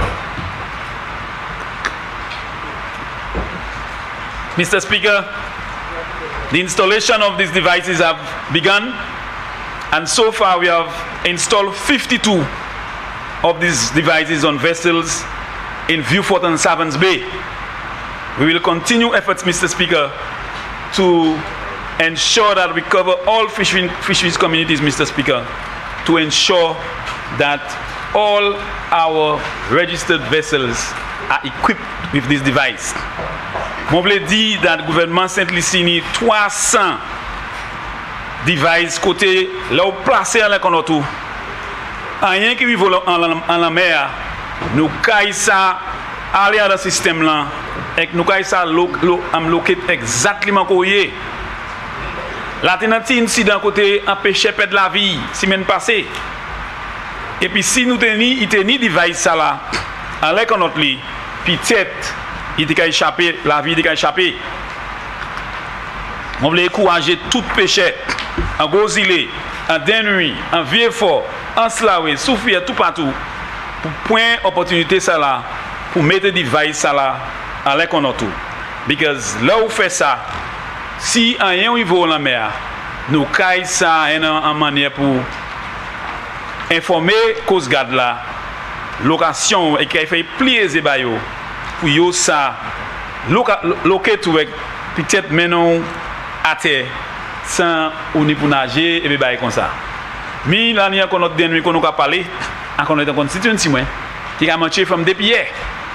Et si yo teni device en la boat là peut-être nous de ça une manière pour loquer tout. So on va couiller en ces pêcheurs. C'est ça qui peut-être qu'a dit yo pas vle moun savent couiller. La mer pani blanche. La mer pani blanche.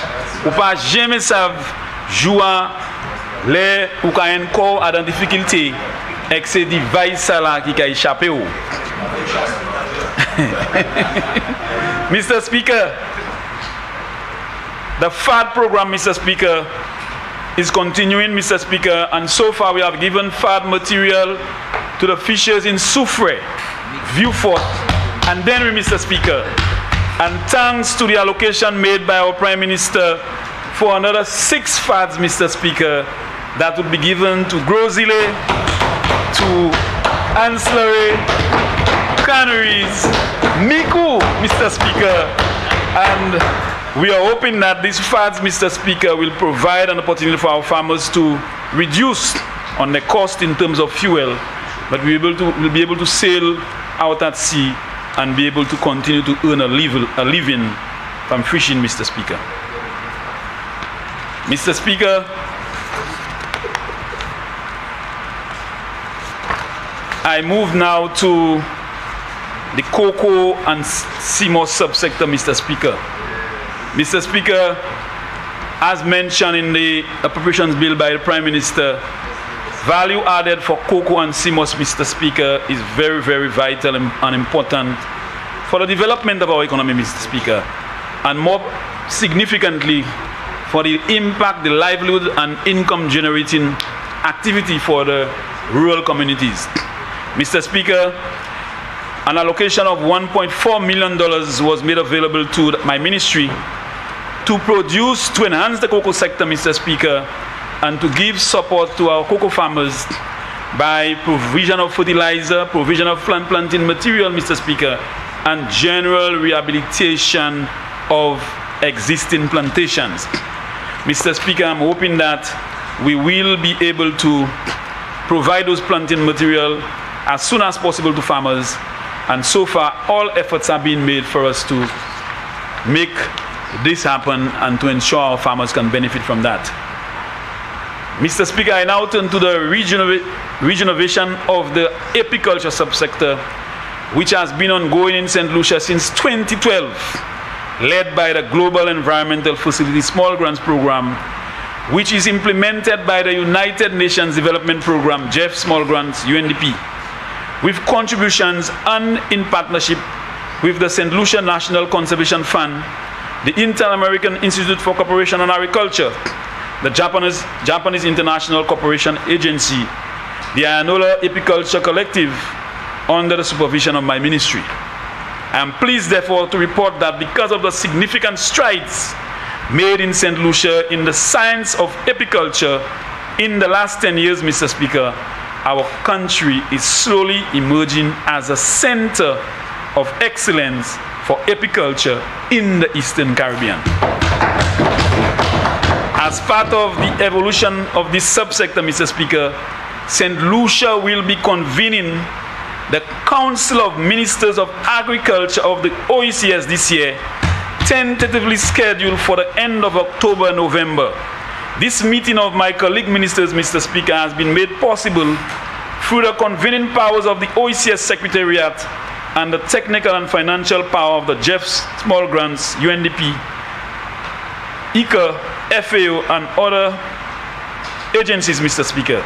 The Jeff Small Grants will contribute in excess of $68,000 US, Mr. Speaker, to representing 49.25% of the budget, with commitments from the other partners to cover the remaining 50.25%.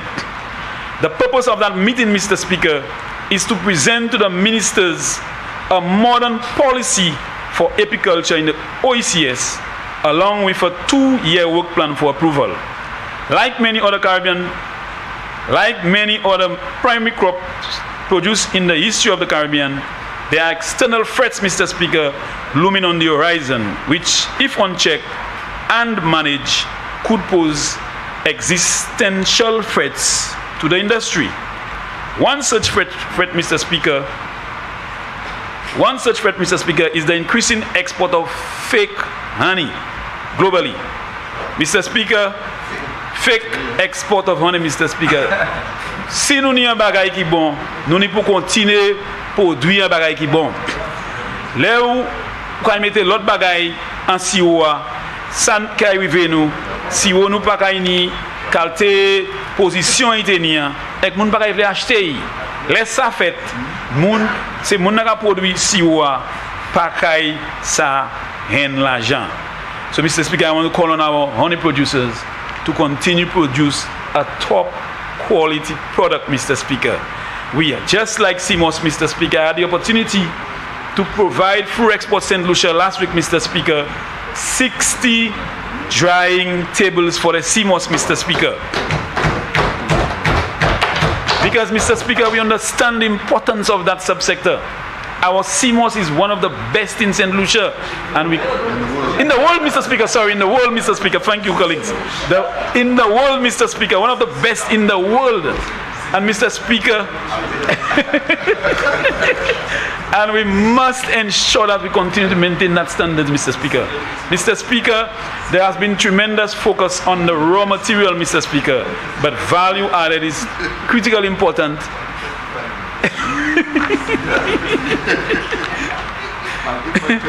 Mr. Speaker, I see my time is getting close, and I just want to mention under the 7 Crops program, Mr. Speaker, we supported farmers in this first quarter of 2023 by making available 122 seedlings at a cost of 20 cents per seedlings, Mr. Speaker, to our farmers as a way of giving support for our food security. 25,000 tomato seedlings, Mr. Speaker, was made available, 14,000 cabbage, 12,800 lettuce, 17,000 bell peppers, Mr. Speaker, 29,000 watermelon seedlings, 13,000 honeydew seedlings, Mr. Speaker, 10,470 cantaloupes. So, Mr. Speaker, in an effort to reduce our food import bill, Mr. Speaker, we are making that available.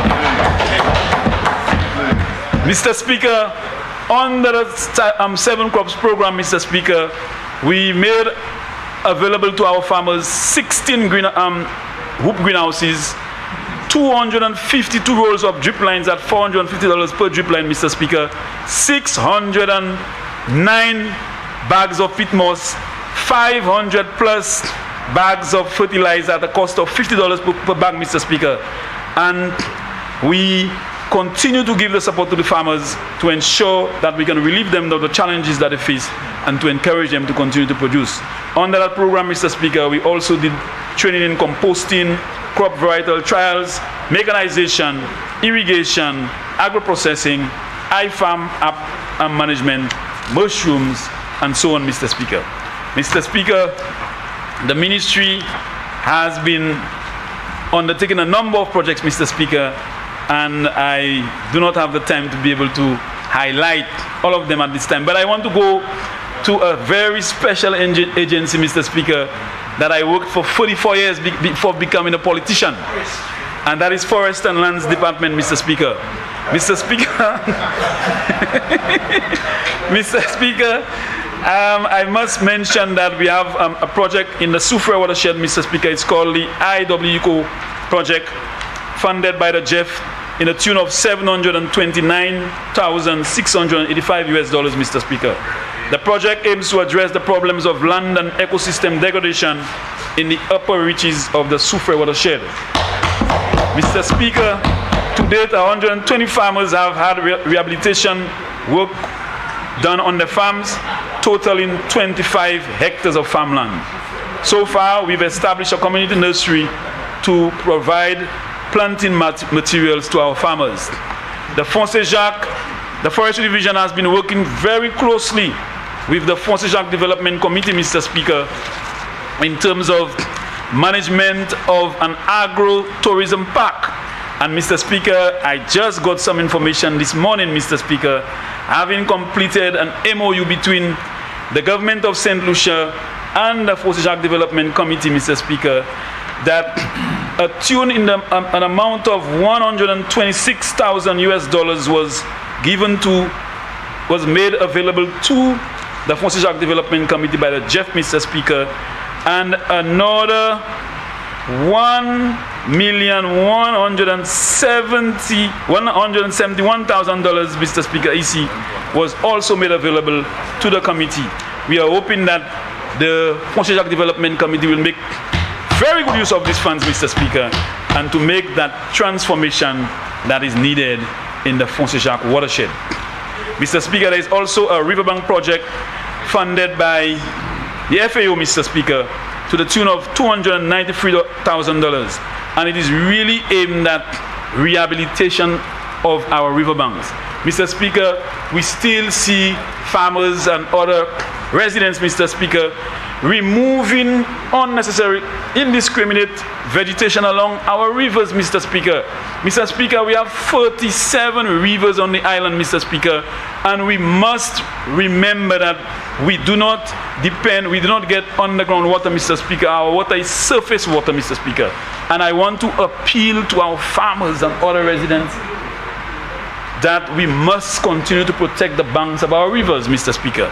Ek mo vle kouye asou se moun nan ki ni jardin yo pou la ouvert, se moun nan ki kwe yo sa ale e coupe bois ale la ouvert nous ka fait un bagay qui pas bon because laisse ça fait nous ka détruit banque la ouvert et ça nous ka yen c'est afalay et l'autre bagay qui descend dans l'envier et nous pas ça servir nous besoin pour irrigation nous besoin pour boire et nous ni en organisation qui a bon nous l'argent et travail la fait en Aslawe, that is the Connery's River, Mr. Speaker, the Ancillary River, Mr. Speaker, and I call on the member for Ancillary Connery's, Mr. Speaker, to continue educating and sensitizing his constituents, Mr. Speaker, on the value and importance of protecting Member for river. Dennery South, you have 10 minutes left. Thank you, Mr. Speaker. Mr. Speaker, we also have a soils project where 9 countries are involved, and it is a project in a tune of $8.1 million, Mr. Speaker. And the main aim of the regional project is to strengthen Caribbean small island developing states with the necessary tools for adopting policies, measures, and reforming legal and institutional frameworks to achieve land degradation neutrality. Mr. Speaker, St. Lucia is one of those projects, and we are hoping that we can update our soils database. Our soils map was established 1 year after I was born. That was 1996, Mr. Speaker. And 1966, sorry. Mr. Speaker. 1966, Mr. Speaker, and because of numerous events that have taken place, there is an urgent need for us to reassess and to be able to get more new soils information that would help us in terms of meeting our land degradation neutrality needs on the goal 15, Mr. Speaker. Mr. Speaker, I have 10 minutes left, and I would not be happy to end my presentation without going to my constituency, Mr. Speaker. And I want to take time to say a big thank you to my constituents of Dennery South for vesting their confidence and trust in me as the MP. Mr. Speaker, we know the flooding in the village continues, Mr. Speaker, and just Sunday, after an hour and 15 minutes of consistent rain, Mr. Speaker, there was some flooding in the constituency. I know people like Lauren and Lena and the Rydons and people like Zia, Mr. Speaker. They have always been concerned about that, Mr. Speaker, and we are working towards ensuring that we can relieve them of that pressure, Mr. Speaker. In terms of the upgrade to the Saturday night fishing fiesta, Mr. Speaker, it is an activity that was established in 1999, and Mr. Speaker, the spin-off effect has been tremendous for our vendors, for our fishers, for our supermarket owners, Mr. Speaker. And I'm happy that under the Community Tourism Project, Mr. Speaker, a sum will be made available for us to upgrade the facility and to put it at the level that it should, to ensure consistency and a standard that would encourage people to come in and participate and contribute towards the development of the constituency. The repairs to the fisheries port, Mr. Speaker, is ongoing, and I know, based on what was in the budget for 2023, we have to do some repairs to the fisheries facility. And my good friend from Miku North, I want to guarantee him that from those funds, some level of support will be given to the fishers of Miku, as well as Viewfort, Grosile, Ancillary, and I'm hoping that we will be able to bring some relief to our fishers in terms of, providing the necessary infrastructure that they need to be able to continue their life at sea. Mr. Speaker, under the CDP projects, Mr. Speaker, we had a number of projects, infrastructural projects, Mr. Speaker, in Lakai, Lume, Dennery, Mr. Speaker, and one of them, Mr. Speaker, is the refurbishment of the Lakai daycare, Mr. Speaker. This, Mr. Speaker, this facility or building, Mr. Speaker, had not received any level of attention for more than 15 years, Mr. Speaker. And now, if you walk by, Mr. Speaker, you will see a sparkling and well upgraded and refurbished building, which will make life more comfortable for our students and kids. Mr. Speaker, in terms of the Dennery football field, I am hoping that my discussion with the member for Grosile will come to a reality, Mr. Speaker, and we will provide sitting accommodation for persons who come to the playing field to watch football, cricket, Mr. Speaker. Mr. Speaker, in the housing assistance in Dennery South will continue, and I'm hoping that when our next allocation is made available, Nukai, and I was told next week, Nukai we will continue to provide support to our constituents, Mr. Speaker. We will continue to provide the educational support, the burial assistance, Mr. Speaker, under housing, under our CDP. And Mr. Speaker, I want to say a big thank you to my government and the cabinet, because the flow bundle is doing very well in our constituency, Mr. Speaker. A number of persons have been connected now, although it was slow in recent months, Mr. Speaker, but the flow bundle is really a tremendous help and support to our needy persons in the community, and we are hoping that this program will continue so our children, our single mothers, our unemployed mothers, Mr. Speaker. And I want to take the opportunity, Mr. Speaker, to thank Flo in a big way for the support to our government and people of St. Lucia. Mr. Speaker, in closing, I want to say a big thank you to my cabinet of ministers for the support, and I know this support will continue, Mr. Speaker, because the agricultural sector is big and very, very critical to us in terms of meeting our food security. I want to thank my PS, my deputy PS, and staff of my ministry for the hard work, Mr. Speaker. But I also want to take time to say, in spite of the hard work, I want to appeal to them, Mr. Speaker, that there is a lot we can do. Let's come together and implement our projects in a much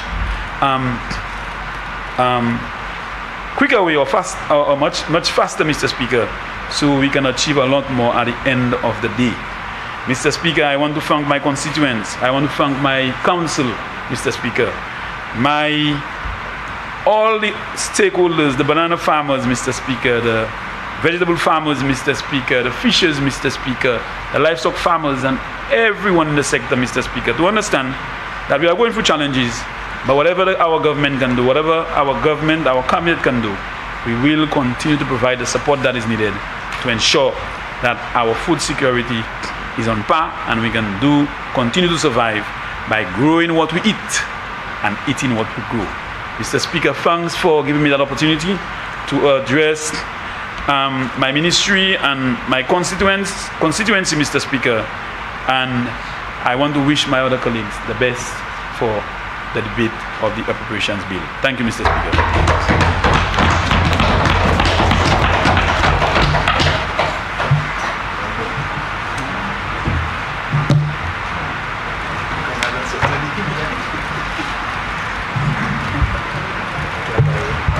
The member for Miku North.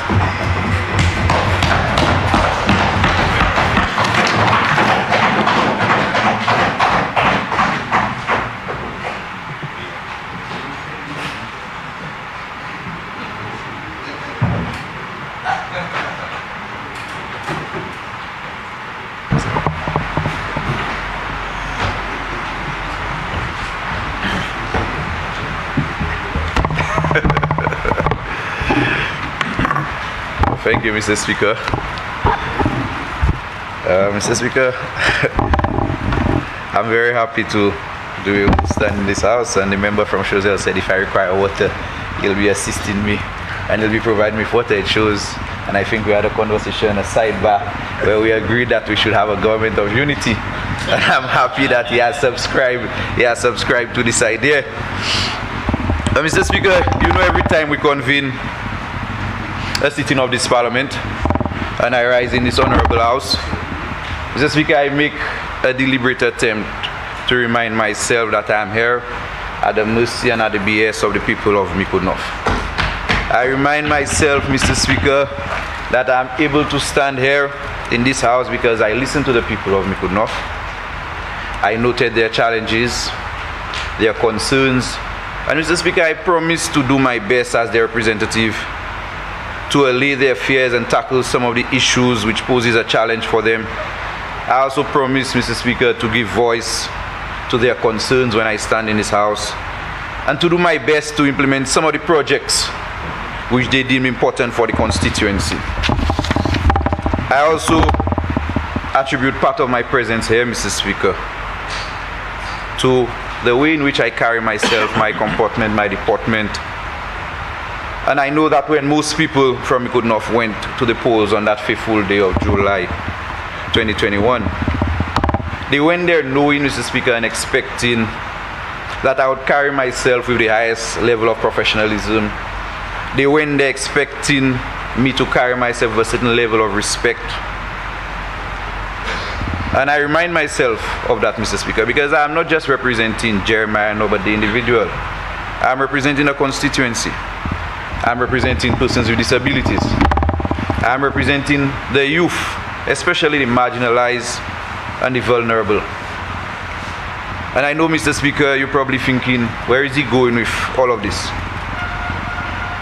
But I think, Mr. Speaker, it is very important, and I stress very important, Mr. Speaker, for me to start off my presentation today by publicly denouncing the shameful and bitter behavior of the former representative for Grozile at the UWP meeting or convention which was held at the Soufre bus terminal a few weeks ago, Mr. Speaker.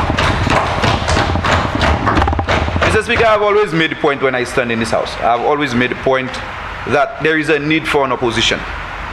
An opposition is supposed to behave or act as a government in waiting. An opposition has a responsibility to call on the government. It has a responsibility to call on the government of the day if it believes that the government is doing an injustice to the people. Whether through what sometimes they may not agree with, maybe certain tax regimes. Maybe they believe that access to health is not equitable. Education for the citizenry is not accessible. Just because these are the issues that you expect the opposition to stand on and debate. An opposition is supposed to offer better alternatives if they think that they have better alternatives to what the government is offering. And these are the tenets upon which a good opposition operates. And I solemnly believe, Mr. Speaker, that the populace may be a lot more receptive to an opposition which embraces these tenets and uses them as the foundation upon which they build their structure. But when you have nothing to criticize, you have nothing to criticize the government on, you cannot look at the policies of the government and dissect them and accurately criticize them, but you choose to go to the gutter. You choose to probe supporters into casting insulting remarks at the Honorable Prime Minister. And Mr. Speaker, need I not remind you that we live in a time of technology where when you say something now, within minutes it spreads like wildfire. It's all over the world. But you choose to probe your supporters into casting insulting remarks at the Honorable Prime Minister. And when you did it once, as if it was not enough, Mr. Speaker, you repeated the statement and you encourage supporters to insult the Prime Minister again. I say shame on you. Shame on you, former parliamentary representative for Grozili. And to make it worse, Mr. Speaker, I did not hear one member of that party openly reject that type of behavior. As a matter of fact, Mr. Speaker, you could have seen some cheering and giggling in the background when the statement was made. And sometimes, Mr. Speaker, we ask, why has the social fabric in this country deteriorated so badly? We ask, why have we become such a violent nation, such a violent people? One of the reasons, Mr. Speaker, is because of what we witnessed in Soufrière a few weeks ago. We as leaders, Mr. Speaker, and when I say leaders, I'm not excluding anyone here, Mr. Speaker. We as leaders, the people have entrusted each and every one of us here today with a responsibility to lead them. And we have a lot of power, Mr. Speaker. As politicians, we have a lot of power. We have a responsibility to lead the flock who have entrusted us to do so. We have a responsibility to be role models for the next generations of leaders. That is our responsibility. They look up to us. We have a responsibility to steer the ship to safety, but we deliberately dig holes in the ship. Yeah? What do you expect if you dig holes in the ship? It must sink. But it will not sink. It will not sink. And we point fingers at everyone except ourselves. We want to blame everyone for what is happening, for the situation that we have in crime. But Mr. Speaker, I commend the member for Fisheries East. And I commend him for not giving in to the cheap tactics of these individuals. And with every day that passed, Mr. Speaker, and I say that with a sense of pride, I feel more and more grateful that this is a man whom God has chosen to lead this team and this country.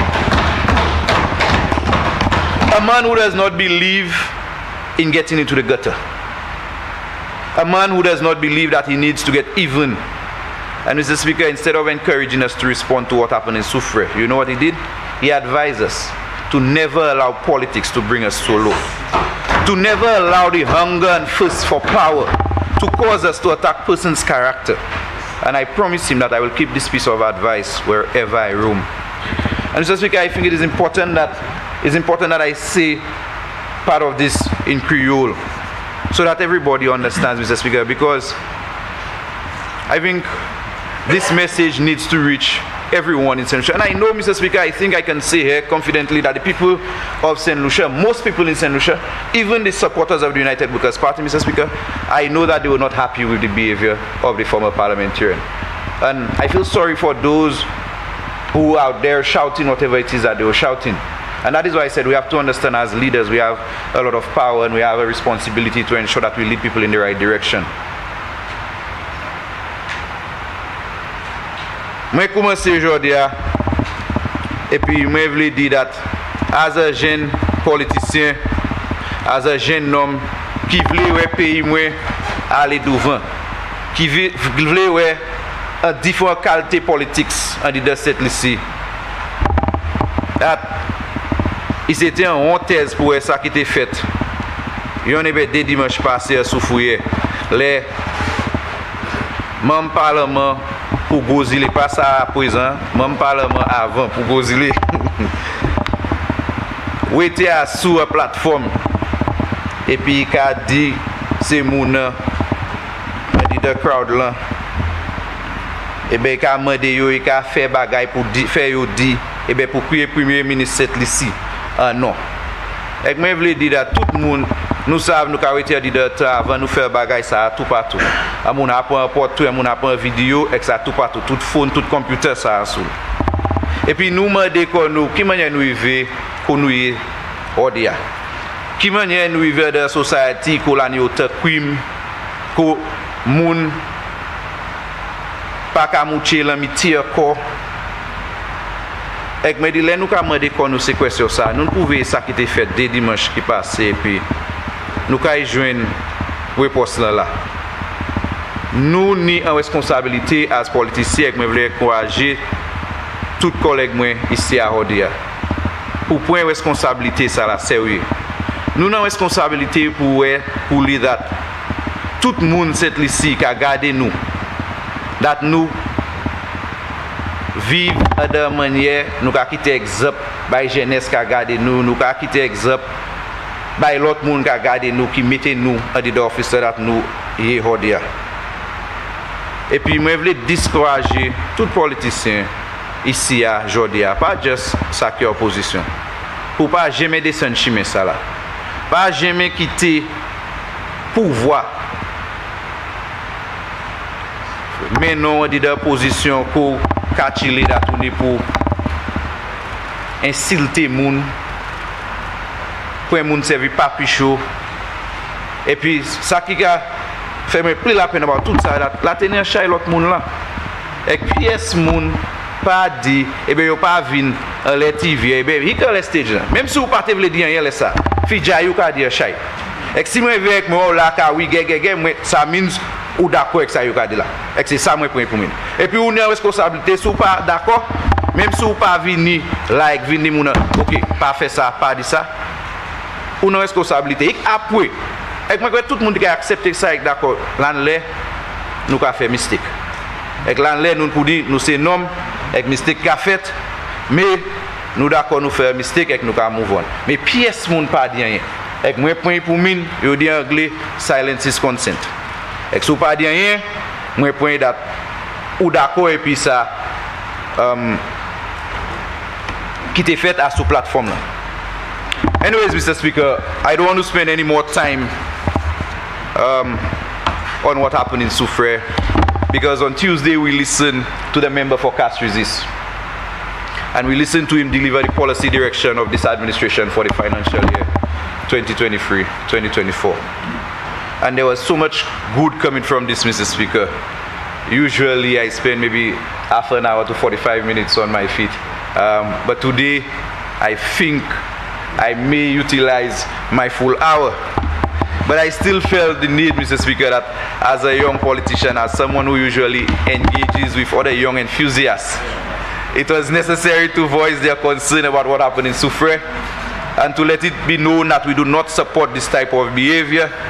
And I cannot even say this type of politics, Mr. Speaker, because I'm not sure that this can even pass as politics.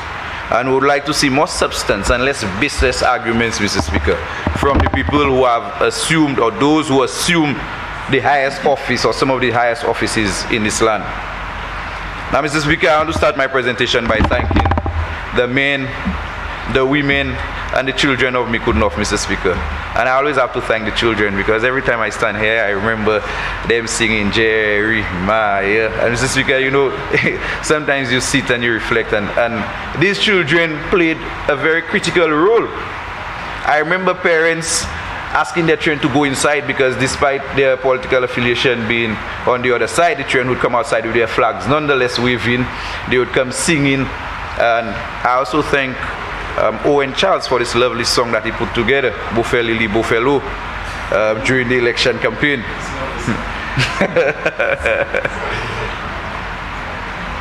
I thank the people of Mikood North, Mr. Speaker, for giving me the opportunity to be able to make representation on their behalf in this August chamber. And I'll continue to put my best foot forward, Mr. Speaker. No pun intended. I see the member for Denry North is already watching, Mr. Speaker. I intend to put my best foot forward, and I will continue to strive to represent you with utmost distinction. Having said that, Mr. Speaker, I would like to comment on some of the general policies and the policy intention of this government for this financial year. And then I will look at some of the policies specific to my constituency, Mikood North. Mr. Speaker, this budget has been premised on the theme health and security, the pillars for sustainability. And given the recent setbacks brought about by the COVID-19 pandemic, Mr. Speaker, and the negative impact of the violent crimes which started to surface in our beautiful country, I think the focus is perfect given the current circumstances.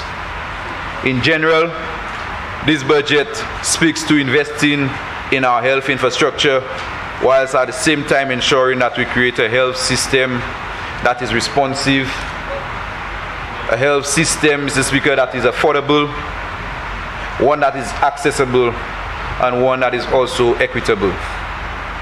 This year's budget also speaks to making a deliberate effort, Mr. Speaker, to combat crime, and in the words of the Prime Minister, we should not allow the soils of crime to get fertile in this land. And notwithstanding the thrust and emphasis placed on these two sectors, this budget also creates a much more enabling and comfortable environment for the marginalized and the vulnerable people of St. Lucia. Mr. Speaker, this budget is really taking into consideration the needs of the people of St. Lucia. Not the needs of a few elite people, but the needs of all St. Lucians. And I did not expect anything else from the maestro, the leader and the member for Fisheries East. Most of the men, Mr. Speaker, and the women, and I know the member for Fisheries East constantly reminds us of this, most of the men and the women who forms this administration are the children of ordinary people and have lived ordinary lives and have walked the paths of most St. Lucians, and we speak the language of most St. Lucians. So it is natural, Mr. Speaker. There is no magic there. It is natural for us and for them to relate to the struggles of most St. Lucians. And because of this relatability, we are able to put measures in place to help our fellow St. Lucian men and women. Mr. Speaker, the safety and the security of our citizenry have come under tremendous threat over the past few years, and even the situation has worsened in the past months. We have continued to see an increase in crime, especially violent crime. Mr. Speaker, crime is a very complex phenomenon, but we should never fear complexity. For complexity is simply many simple things which were probably left unaddressed, Mr. Speaker, and was allowed to mushroom into something that we deemed complex. And we need to look at all the little things which contribute to crime and criminality. We need to look at the socialization aspect of our people. We need to also take into consideration the parenting component.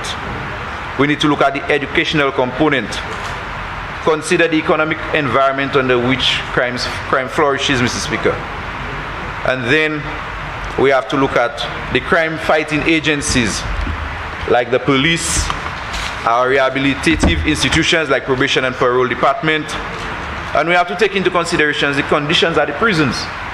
And we have to ask ourselves, are these agencies and institutions really functioning the way in which they are supposed to? And Mr. Speaker, I think it is fair to say, or it is an honest opinion when we say that we have identified several gaps within some of the institutions. And these gaps, they require closing, and they require closing now in order for us to come out of where we are. And that is the reason we have always given expression, Mr. Speaker, to the fact that the only way to really address crime is to adopt a multifaceted approach. We need to stop politicizing crime. We need to stop using crime as a means of scoring cheap political points. We need to, as a people, Mr. Speaker, and as a government, and when I say government, I'm referring to both the incumbent and members opposite, Mr. Speaker. I say we all have a part to play in this fight against crime, because, Mr. Speaker, the negative, let's face it, the negative and pervasive effects of crime does not discriminate against class, it does not discriminate against race, it does not discriminate against color or political affiliation. And you think when a man says that he wants to go and kill another man, he asks himself whether the man black, white, brown, blue, labor, flabo. I will not kill him because he's a labor, I will not kill him because he's a flabo. Just because these are not considerations when people think of partaking in crime and criminal activity. We all feel and we all suffer the negative consequences of crime. And it is on that note, Mr. Speaker, that I am pleased with the pronouncement by the Prime Minister on page 28 of his presentation when he said, and I quote, "Mr. Speaker, in my show of commitment to this cause, I wish to inform you, members of this House and the St. Lucian public, that I will lead the battle against crime without fear, favor, or partisan thinking until the scourge of criminality is no more. And I invite my colleagues and civil society to join me in this battle."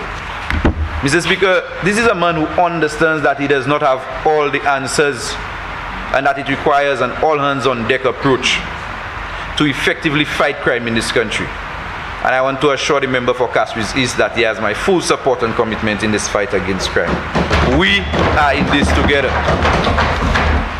Mr. Speaker, this administration has been bold and this administration has been decisive and has shown up, Mr. Speaker, when called upon to deal with this crime situation. Our actions and our initiatives, Mr. Speaker, over the course of the last year speaks clearly to the commitment of this government to dealing with this crime situation. Mr. Speaker, it has not been easy. The crime fighting journey has not come without obstacles, but we continue to persevere. We continue to work because we really cannot attach any price tag to the safety and security of our St. Lucian people. We have taken actions, Mr. Speaker, which politically may have seemed unfavorable or unpopular at the time. But we took them, Mr. Speaker. We took these actions because they were necessary. And we place more value on the lives of the people than on our own political existence. And that is what real leaders do, Mr. Speaker. We place more value on the lives of the ordinary man and woman in St. Lucia than we do on our own political existence. And if it means, Mr. Speaker, that the actions that we take to ensure that you can walk safely in St. Lucia, that you can move around without having to look behind you or worrying what is around you, Mr. Speaker, if it means that the actions that we have to take to ensure that this happens cause us to lose an election, then so be it, Mr. Speaker. Because as I said, we place a lot more emphasis on the lives of our people than we do on our own political existence. Mr. Speaker, at the legislative level, we have increased the penalties for illegal firearm possession and ammunition. We have enacted the Suppression of Escalated Crime Police Powers Act, and we have created a Serious Crimes Unit. And Mr. Speaker, these are important measures given what we are faced with currently. But Mr. Speaker, remember I said every one of us has a part to play in this fight against crime. And I don't want to take a swipe, but I want to encourage the judiciary, members of the judiciary, Mr. Speaker, to also play their role in this fight against crime. Mr. Speaker, I think it is unfair to all of us here who come to this house, we pass laws, and to feel as if the laws are being ignored deliberately or otherwise, Mr. Speaker. The penalties for certain offenses will increase or intensify because we saw that the former ones were not achieving the objective. Penalties are supposed to serve as deterrents, Mr. Speaker. And it's supposed to serve as deterrents to persons who want to engage in criminality. Crime should not be affordable. And this is because sometimes when we hear what is happening and we look at what is happening on the ground, I think we've started treating crime and criminality like a commodity. And persons know that I just need to put my $5,000 or $10,000 on the side and I can hold my gun, and if police hold me, I'm going to just get my $5,000 and $10,000 to pay bail, and the most I'll spend is maybe 3 days inside, and then when I go I make bail and I come out. Now, if crime becomes affordable, Mr. Speaker, and we start treating it like a commodity, then we're not going to get that breakthrough that we are looking for. We are not going to achieve the objectives that we set out to achieve, Mr. Speaker. And when the government comes together, Mr. Speaker, and takes a decision, I think that the judiciary also has a responsibility to play their role and ensure that the laws are applied. Because what you find happening, Mr. Speaker, is that there is a benchmark that gives you a cap. I think initially when we passed before we came here to this house to make amendments to the Firearms Act, there was a $15,000 cap. Mr. Speaker, we amended that, and I think right now the judiciary has the discretion to place bail at much higher levels, maybe $50,000 or even more, Mr. Speaker. But we still see a lot of situations, or most situations, Mr. Speaker, where persons are found with firearms and the following day or 2 days later, Mr. Speaker. And I think it's also unfair to the police, because the police put their lives on the line day in and day out, and they have to witness persons who have been caught with illegal firearms be granted bails in terms that we can call maybe slaps on the wrist, Mr. Speaker. And in order for society to function properly, all arms of government needs to ensure that they carry out their various functions effectively. And Mr. Speaker, I will say that in Creole. Mr. Speaker, let nous venir ici as a gouvernement, as a parlement, et nous venir de Kaisa, et nous ka passer loi. Nous ka passer loi pour une raison. Nous ka passer loi because c'est loi qui était là avant, et bien nous ka venir faire changement pour loi, nous ka passer ces changements ça because c'est loi qui était là avant, yo pas ka faire ça, nous te mettez là pour faire. So nous ka passer loi pour faire à de bagaille plus wed, et bien nous ka faire ces penalties là plus wed. Mais Mr. Speaker, nous as a gouvernement, nous pas ça fait toute bagaille. Les nous venons ici, nous as a parlement, les nous venons ici avec nous passer loi, il y a de bout là et puis là ni monde qui une responsabilité, ça nous a créé un judiciary une responsabilité pour that c'est loi ça that nous a passé en dit deux cas consiste. C'est loi ça yo ka point et yo ka servi yo. Mais dès là nous a une situation que nous ka même si nous fait changement loi là ni ça a créé discretionary power et yo ka servi ça, yo ka servi discretionary power yo pour les yo ka faire jugement et ben les yo ka faire bill by ces moun yo ka chebia. Et puis nous voulons crier tout le monde pour faire ça yo employé pour faire. Tout le monde a une responsabilité, nous tous avons une responsabilité à combattre ça against crime, et je veux encourager tout le monde pour jouer partie de combattre ça. Mr. Speaker, still on security of our people. The main agencies charged with dealing with the hard elements of crime, Mr. Speaker, they need an enabling environment for them to be able to operate effectively. And it is the responsibility of the government, Mr. Speaker, to ensure that the working environment is conducive and that it allows for workers to deliver and dispatch their duties diligently. And there is no question as to whether there is a direct correlation between the working conditions and productivity. Over the past years, the police and prison officers have had to endure some questionable working conditions, Mr. Speaker. I know because I was there. I know because I too endured some of these conditions. But believe it or not, Mr. Speaker, the police have been reluctant to arrest individuals. And they have been reluctant to arrest individuals, especially in the city basin, Mr. Speaker, because they do not have a proper holding facility to house these prisoners. they have tried their best to utilize various stations. They go to Marchand, Babuno, Ancillary, Marigot, and at times I think even made use of the city police holding facility, Mr. Speaker. And sometimes, Mr. Speaker, they have to go as far as Dennery and Mico to be able to house prisoners. So let's just think about it, Mr. Speaker. You're sending a driver, and usually there is only one driver on the shift, and at least 2 other police officers, and we know that the shift is already slim, so you're sending 3 individuals to escort a prisoner to Dennery. Now, whilst they're on their way, something happens in the city. But they cannot turn, they cannot come back because they have a prisoner with them. Now, what if they return from that journey, Mr. Speaker, 2 hours later, and someone else commits an offense and has to be arrested? Mr. Speaker, I think you can envisage how the productivity of the police is being affected by them not having a custody suites. Mr. Speaker, I'm happy that on page 54 of the budget that the Prime Minister has announced that a design finance contract of $4.2 million has been awarded for the conversion of the old police headquarters building for the custody suites. And this is a project which is long overdue, Mr. Speaker, and a project which will go a long way in enhancing the productivity level of law enforcement agencies. And we know that an increase in productivity levels of law enforcement agencies will automatically lead to an increase in citizenry security and public trust and public confidence in the police. So this is just one of the measures, Mr. Speaker, that this year's budget will also allow for much needed improvement and rehabilitation to various police stations around the island. On page 30, Mr. Speaker, I saw that there will be repairs to the Southern Divisional Headquarters.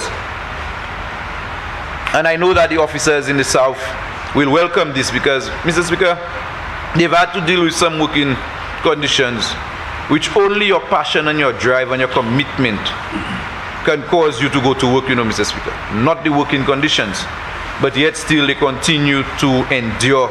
And I applaud and commend the officers in the South, Mr. Speaker, for continuing to go to work, knowing full well that the conditions are not appropriate for work. And Mr. Speaker, I believe deep down in my heart that most other civil servants would have already left that building if they were faced with the situation that the officers in the South had to deal with. So we thank them for their patience, Mr. Speaker. And although when we think how our station, Mr. Speaker, which required minimal intervention, minimal repairs, Mr. Speaker, was allowed to dilapidate. So it begs the question, where was the priority of the then government, Mr. Speaker? Because I think at the time a $300,000 fix was required, Mr. Speaker. And today it is costing us in excess of $2 million more to rehabilitate the Vieux Fort police station. Now I know that the former administration wanted to do some things in Vieux Fort, but it was just not for the police station.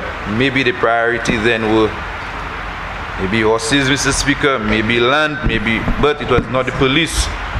And on page 53, mention is made of a new police divisional headquarters along a northern police divisional headquarters, and I know that the member for Grosile has been agitating and advocating for the commencement, and I'm happy, Mr. Speaker, that we have the Prime Minister announced that work has already commenced at the new Northern Divisional Headquarters, Mr. Speaker.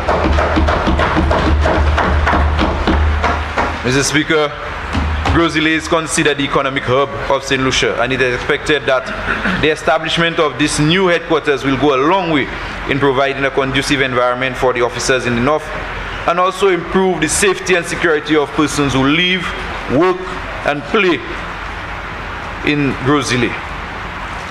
Mr. Speaker, repairs are also going to be made to canneries. Micoud, Mr. Speaker. And I say Micoud, Mr. Speaker, Richmond and Marshall.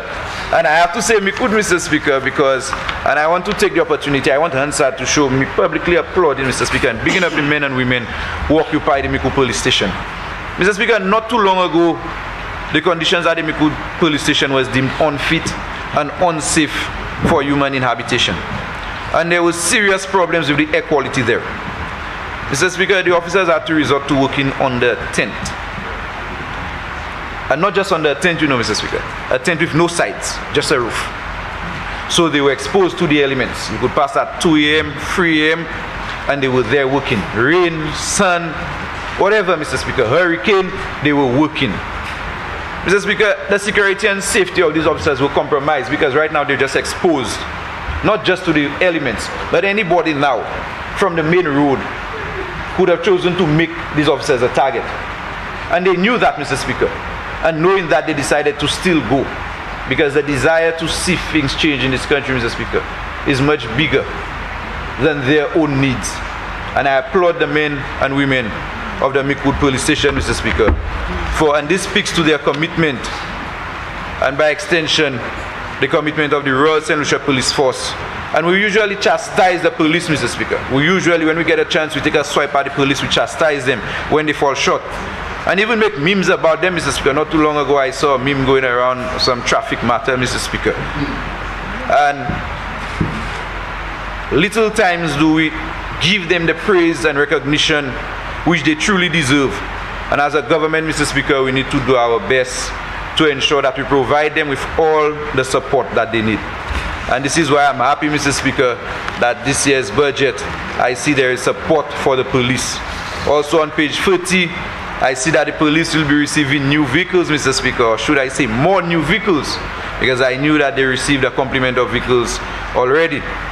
I see the police will also receiving trucks, bicycles, special police equipment like drones, X-ray machines, bulletproof vests, and ammunition. And I want to emphasize the importance of the bulletproof vest, Mr. Speaker, especially given what is happening and the spate of gun violence in this country. And our police officers go out there knowing full well that they may not go back home, and they continue to go. So to be able to ensure that in the policy direction of this government, that an allocation was made to ensure that these police officers receive some sort of protective gear, Mr. Speaker, I think this speaks volume of the government and what we think of our police officers.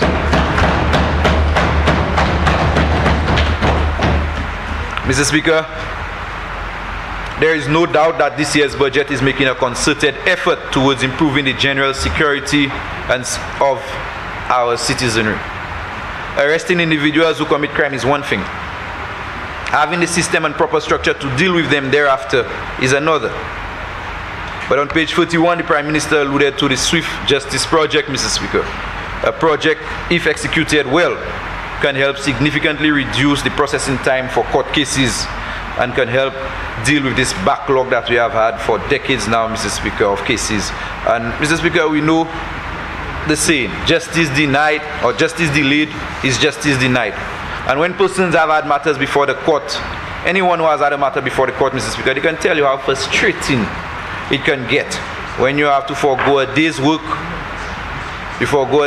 to attend court, and then the matter is adjourned, and then you go again and it's adjourned. On 10 occasions your matter is adjourned, and sometimes you find people just abandon altogether and justice is denied because of the frustrating process that we have. So I'm happy, Mr. Speaker, that the injection of $2 million is being put towards this initiative this year, and we are hoping to see this project fully operational during this financial year. Mr. Speaker, the key element to the successful prosecution of any matter is having witnesses. And there is no doubt that people see and hear everything. People see and hear everything which happens in St. Lucia. But they will tell you, for fear of being a victim, see no evil, hear no evil, do no evil. And that is the approach which they've adopted. This year, the government is expanding the witness protection program, thereby creating a more comfortable environment, Mr. Speaker, for persons who have witnessed crimes and genuinely want to come forward. Because I know that there are persons who genuinely want to come forward, who genuinely want to see a difference. However, Mr. Speaker, for fear of them becoming victims, they've decided to take a back seat. But this year, through the expansion of the witness program, the witness protection program, Mr. Speaker, I'm hoping to see more people come forward and to be able to work in collaboration with the police. And Mr. Speaker, when someone is now successfully prosecuted and is being incarcerated, we need to ensure that we have the necessary structure to be able to provide them with the proper rehabilitation so that the transition, Mr. Speaker, from crime to rehabilitation is a smooth one. Only with a proper rehabilitation machinery, Mr. Speaker, will we see the rate of recidivism reduce. And I'm happy that we'll be witnessing an increase, Mr. Speaker, again in parole officers. Though not sufficient, Mr. Speaker, in my opinion, given the amount of tasks in front of us, we will be seeing improvements to the Borderley Correctional Facility. And Mr. Speaker, all the measures I mentioned are reactive measures to deal with crime. And I think the Prime Minister captured it well when he said that, yes, we're putting in place a lot of measures to deal with crime after it has happened. And these measures are very important, given the fact that crime is inevitable. So you have to put measures in place to deal with crime when it happens. However, Mr. Speaker, equally important are the measures that we take to ensure that crime does not permeate through our society, and the steps we take to ensure that we create that type of anti-crime culture in our society. We need to ensure, Mr. Speaker, that we put measures in place to safeguard our next generation and ensure that our people are socialized in such a way that they start to naturally reject the notion of crime, the whole idea of crime. And Mr. Speaker, this budget addresses aspects of this. Community-based organizations, violent interruption groups, faith-based organizations, and civil society, Mr. Speaker, in general, plays an integral role in nipping crime in the bud. And there are several issues which contribute to crime. Poverty, poor housing, school dropouts, lack of places to recreate, and not enough emphasis placed on dealing with the psychosocial aspect of development of our young people. And I know, Mr. Speaker, because I remember myself growing up, and I'm thankful that I did not fall in the cracks. Yes, and I see the member from Castries South opens his eyes, Mr. Speaker. My childhood, Mr. Speaker, was not the best. I know that, given what and I know, Mr. Speaker, that there are persons who looked at me growing up and they expected that I was going to fall somewhere between the cracks and that I was not going to be where I am today. And I had this, but I had the support of my mother, Mr. Speaker. I had the support of my community. I was guided by the men and women of the 4-H club then, Mr. Speaker. I was sent to church and I received guidance and counseling at the church. My principals, Mr. Speaker, and teachers were never fearful of dealing with me when I fell short. But we have lost some of these key factors, Mr. Speaker. Some of these key factors which plays a very important role in ensuring that the young men and women do not adopt a life of crime and criminality. And we have to revisit some of these measures, Mr. Speaker. Whilst adopting new measures, and I noticed that, yes, the school also plays a very integral role, and that's why I said, once upon a time, your teachers and principals were not fearful of dealing with you if you had to stretch out your hands and take 5 strokes, but it kept you on track. Now, I'm not saying that this is it. I know the member for Henry North may have a different view, given the fact that he is responsible for education. But Mr. Speaker, I think these little things played a very important role in creating a society where people were fearful of being ill-disciplined. A society where people knew that if you did wrong, anybody could have hold you and cut your tail for you. So people were not so emboldened, Mr. Speaker, because they knew that they were going to be dealt with one way or the other. But right now we have a society, we've seen serious decay in that social fabric, Mr. Speaker. And it's really, and we're paying the price for it. And I say sometimes we ask, how did we get here? And some of us have to take responsibility for where we are today, Mr. Speaker. And Mr. Speaker, I'm happy that there has been a crime prevention. I was particularly pleased with the mention of a crime prevention office, which would have the responsibility for coordinating crime reduction, crime prevention, and intervention programs initiated by civil society groups, non-governmental organizations, and government agencies. And Mr. Speaker, I have been intimately involved in this initiative, and we are moving full steam ahead in putting this office together.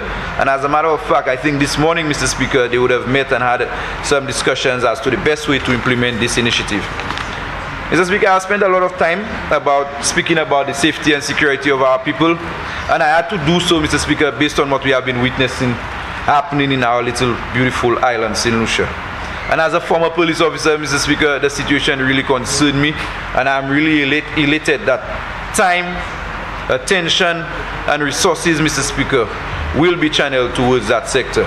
We know that these measures alone, Mr. Speaker, will not solve all our problems. But I look forward to some of these projects being implemented and some of these initiatives taking off, Mr. Speaker. Mr. Speaker, health is the other pillar of sustainability mentioned in the theme of this year's budget. But I will not say anything much on this topic because I know that the member for Vieux-Fort North will speak extensively, Mr. Speaker, on health. But I just want to say, Mr. Speaker, that myself and the people of Micoud North and the people of the South, Mr. Speaker, we are very happy to know that work is ongoing at St. Jude's, Mr. Speaker, as we speak, and soon, and very soon, we will be able to receive medical care at this institution. Mr. Speaker, I will now touch on some of the policy measures which has either direct benefits or implications for the people of Micoud North. And I will start with education.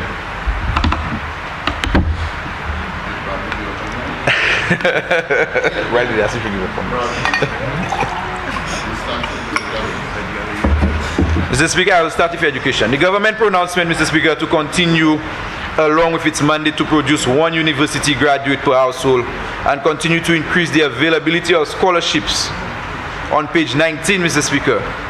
This initiative is well received by the people of Micoud North. And I can proudly say that, Mr. Speaker, that in excess of 12 individuals from Micoud North were recipients of scholarships from the government during the last financial year. And I look forward, Mr. Speaker, to this number, and I hope that the member for Denry North is paying attention, Mr. Speaker. I'm looking forward to this number growing even bigger during this financial year. Member for Denry North, I can proudly say that in excess of 12 individuals from Micoud North were recipients of scholarships from the government during the last financial year. And I look forward, Mr. Speaker, to this number growing, multiplying 3, 4, 5, 6, 7-fold, Mr. Speaker, during this financial year. I want to continue to encourage persons from my constituency, Mr. Speaker, who meet the requirements to continue to take advantage of these scholarship opportunities. Mr. Speaker, it would be remiss of me not to mention the revolutionary youth economy, given the fact that I may be the only parliamentarian in this house, Mr. Speaker, who is still considered or is still qualified as youth. Mr. Speaker, I know that there are many people who wish that they were still youth or they could have used youth as an adjective, but yeah. The youth don't usually go to the library, senior. Mr. Speaker, the youth economy has officially opened its doors and have started processing applications. And there are quite a few individuals in Micoud North, Mr. Speaker, who have ideas and skills that they would love to turn into entrepreneurship opportunities. And the youth economy provides the opportunity to realize that dream. Providing a space that is specific to the needs of young people, Mr. Speaker, is commendable. But we need to start thinking of how, Mr. Speaker, probably we can decentralize the operations of the agency so that they can meet the youth in their spaces, meet them at their levels, Mr. Speaker, so that individuals from rural areas like my constituency, Mr. Speaker, don't feel disadvantaged. I know some may argue, Mr. Speaker, that we are living in an age of technology and making the agency available online is providing access. But we cannot deny the fact that there is still a problem, Mr. Speaker, with digital divide and with general digital literacy among our young people. So moving forward, I think the agency can have probably regular outreach sessions, Mr. Speaker, to ensure that there is equal opportunity for all, notwithstanding their geographical locations. And it will go a long way in ensuring that there is equitable distribution of the state resources, Mr. Speaker.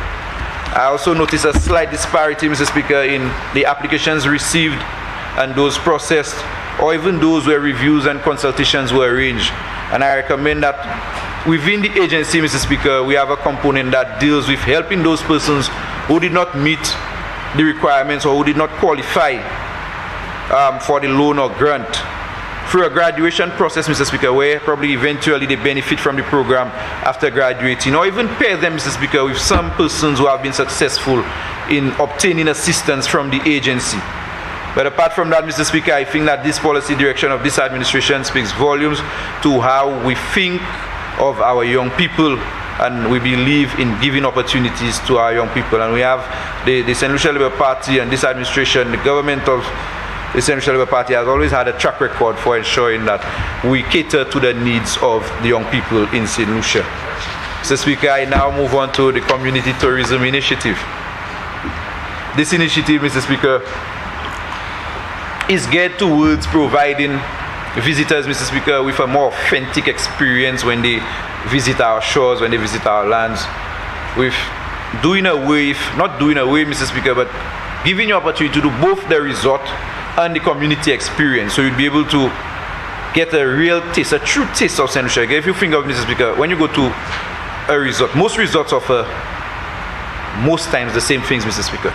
You go down for breakfast and the breakfast is the same everywhere. Most times the English breakfast here, and Mr. Speaker, but be able to go down to Miku, Mr. Speaker.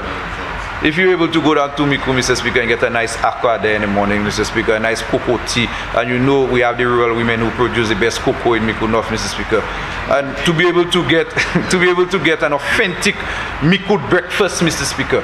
We have a little map of St. Lucia at Point Vierge, Mr. Speaker, and to be able to experience these things firsthand, Mr. Speaker, I think this initiative is going to go a long way. And by doing that, Mr. Speaker, this initiative will also empower the people within our local economy, providing St. Lucian people with loans and grants to be able to establish their touristic businesses, Mr. Speaker. But Mr. Speaker, you know what is of significant importance about this community tourism initiative, Mr. Speaker, to the people of Miku North, is the fact that for the first time, Mr. Speaker, communities like Mikud, which were not initially included in the pilot project, will be receiving support. Mr. Speaker, I say that again, communities like Mikud, which were initially not included in the pilot project, Mr. Speaker, we will be receiving support and will benefit from the sum of $3 million, which the agency is seeking from the CARICOM Development Fund, CDF. I have mentioned Pralin and the CMOS experience in Pralin in previous presentations, Mr. Speaker.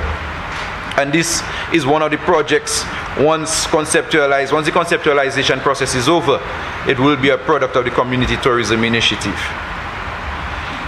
Mr. Speaker, I now go on to land rationalization and housing, Mr. Speaker. Mr. Speaker, I noticed that... Member for Mikud North and Deputy Speaker, you have 10 minutes left, and since you place it on the record that there was a memorandum of understanding of a national unity government between you and the member for Sozel, and I noticed he did not give you the water, is that broken already?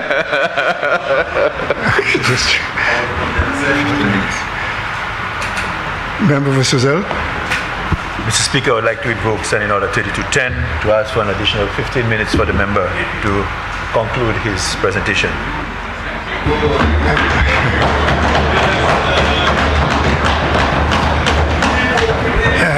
It would appear that the National Unity Government is alive and well. Honourable members, the question is that Standing Order 3210 be invoked to allow another 15? 15. To allow the member from Miku North an additional 15 minutes in which to conclude his presentation. I now put the question. As many as of their opinion say aye. As many as of a contrary opinion say no. I think the ayes have it. The ayes have it. Leave is granted. Thank you, Mr. Speaker, and thank you, member for Chozel.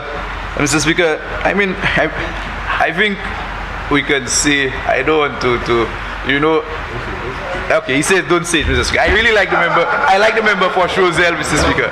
No, I'm serious. I really like the member for Chozel. I believe that I can speak to the member for Chozel and have an open conversation with him. And I think his actions a while ago, Mr. Speaker, speaks to our relationship. And that is what I speak about. I say, Mr. Speaker, we can have varying views. Our ideologies on certain things can be different, Mr. Speaker, but we must agree that before all politics and all structures were there, we were human beings and we're going to deal with each other as human beings. So I'm happy that the member for Chozel, Mr. Speaker, has joined the unity government and has agreed to work with us. And we've already started. And Mr. Speaker, we've already... Well, Mr. Speaker, I know they say that is there alone, but Mr. Speaker, we've already started the conversation about the future of the member for Chozel and what direction he'll be taking, Mr. Speaker. Anyways, Mr. Speaker, I go to land rationalization and resettlement. And Mr. Speaker, on page 40, Look at the anything. I see You saying anything? the member for Castries East said, Mr. Speaker, this year the PROUD program will continue to advance the process of land rationalization in the communities of Olion, Pomme, okay, Pomme in Auger, Opicon, Cantonment, Bruceville in Vieux-Fort, and this program aims at empowering the occupants of government-owned lands in unplanned developments by giving them access to fully serviced land lots at affordable prices. And in most of those communities, the cadastral surveys are well advanced, and we expect to transfer titles, to the occupants within the next year. Now, Mr. Speaker, on that topic, I think it's very important that I mention Volet. Mr. Speaker, we have a situation in Volet where we have quite a few persons who are in occupation of Crown lands for a very long time, Mr. Speaker. It has really hampered their development and their ability, Mr. Speaker, to be able to invest properly in the future of their children, Mr. Speaker, because we all know the problems brought about by not having title and deed for your land, and in Volet we have a situation. And I know that we've started the process. The member for Castries Central and his team came down, and we were on the ground, Mr. Speaker, and proud. They came down, Mr. Speaker, and ensured that we started the process. I think surveys have started, but I'm hoping, Mr. Speaker, that we can move forward with this project and we can see, if not in this financial year, but we can advance the project, Mr. Speaker, and maybe by the next financial year we can conclude and ensure that the people from Volet too become occupants or become title owners, Mr. Speaker, for the lands which they've occupied for many years. We have persons who've been living in these places, Mr. Speaker, for more than 6-7 decades, Mr. Speaker, and it's sad that these people are still considered squatters because they do not have titles. So I'm hoping that some consideration is going to be given to Volet when we speak about the land rationalization. Also, Mr. Speaker, we have a similar situation in New Extension in Miku, Mr. Speaker. This is a situation that is of dire concern to the people of New Extension. Although the lands there, Mr. Speaker, are not government owned, but we've started a conversation with the owners of the land, Mr. Speaker, because there's no way that you can displace so many people, in excess of 300 households, Mr. Speaker, and over 600 people living in that particular area. As I said earlier, one of the issues plaguing them is their inability to be able to claim title to these lands. Persons are unable to get electricity, water, Mr. Speaker, basic commodities, because they do not have access or do not have title, Mr. Speaker, to the land. So it is my hope that moving forward we can address this situation and we can bring some relief to the people of New Extension. Mr. Speaker, under Commerce and Industry, I want to commend the member for Soufre, Mr. Speaker, and the Ministry of Commerce for their policy direction and for the initiatives that they've decided to take. I see there is, I think, $10 million, Mr. Speaker. In this fiscal year, the government is making available the sum of $10 million for SLDB on the MSME loan grant facility. And Mr. Speaker, one thing I have to commend the ministry for is for what I ask of the Youth Economy Agency is that they've taken the opportunities to the people. The ministry have refused to just set up an office in Castries and expect people to come down, but they've gone to the various communities. They've set up business forums within the different communities. I think Mikud North was the one where it was last held, and we could have seen scores of people who came there, Mr. Speaker, and I know that persons they applied right there. They had the ability, they brought down everything so that you were able to apply right there, Mr. Speaker. So I think it really helps us in terms of our geographic location. We know some of the disadvantages, some of the difficulties that people have coming from the rural areas and coming into the city. So I applaud the Ministry of Commerce and the member for Soufre, Mr. Speaker, for this initiative. And now, Mr. Speaker, I go to the topic that is most pressing for the people of Mikud North, Mr. Speaker: agriculture, food security, repair and maintenance of fishing facilities. Yes, incentives. But Mr. Speaker, you know, usually when I get to that topic, Mr. Speaker, I get to that topic with a heavy heart. Today, Mr. Speaker, I do not have a heavy heart. I stand here and I know that although it was not mentioned in the policy statement, Mr. Speaker, I know that the Prime Minister will ensure that he make mention of it in his rebuttal when he speaks. But today I am pleased to tell the people of Mikud, I am pleased to tell the fishermen of Mikud that this year, this financial year, the jetty is going to be built in Mikud. And Mr. Speaker, this is a very important project for the people of Mikud. And I know that persons, both here and abroad, have been playing a lot of politics, Mr. Speaker. And I want to tell the people of Mikud North, especially the fishermen, Mr. Speaker, that the halt or the delay in the implementation has absolutely nothing to do with the Prime Minister. And I want to make it abundantly clear. I want the records to show, Mr. Speaker, and I believe, deep down in my heart, I believe everything that I have, that if left to the Prime Minister alone, that on the 27th of July I'd have a jetty in Mikud North. I believe that. And I know, Mr. Speaker, I know that he has made every effort and every attempt to ensure that this project is delivered to the people. However, Mr. Speaker, and I think sometimes we're probably afraid to cast blame where we're supposed to cast blame, because we think probably public servants will say, oh, but how can you stand in the house and you beat us like that? But Mr. Speaker, sometimes we have to say it how it is.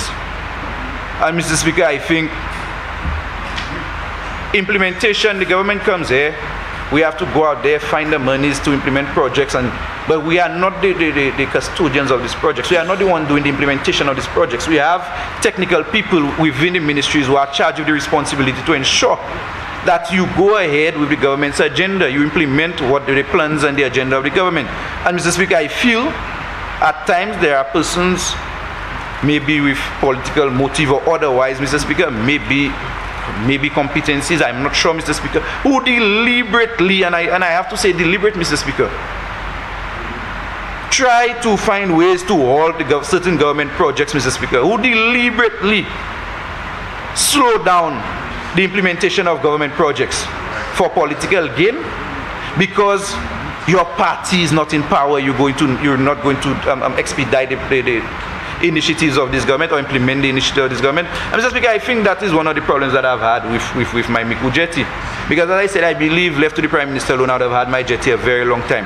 But I commend the Prime Minister for ensuring that this project, because Mr. Speaker, I need to say that when the jetty is not built, Mr. Speaker, persons may think, oh, it may affect my political future because this is a big project. And Mr. Speaker, I'm not the one really paying the price, you know. The children of the fishermen, Mr. Speaker, who have to go to school.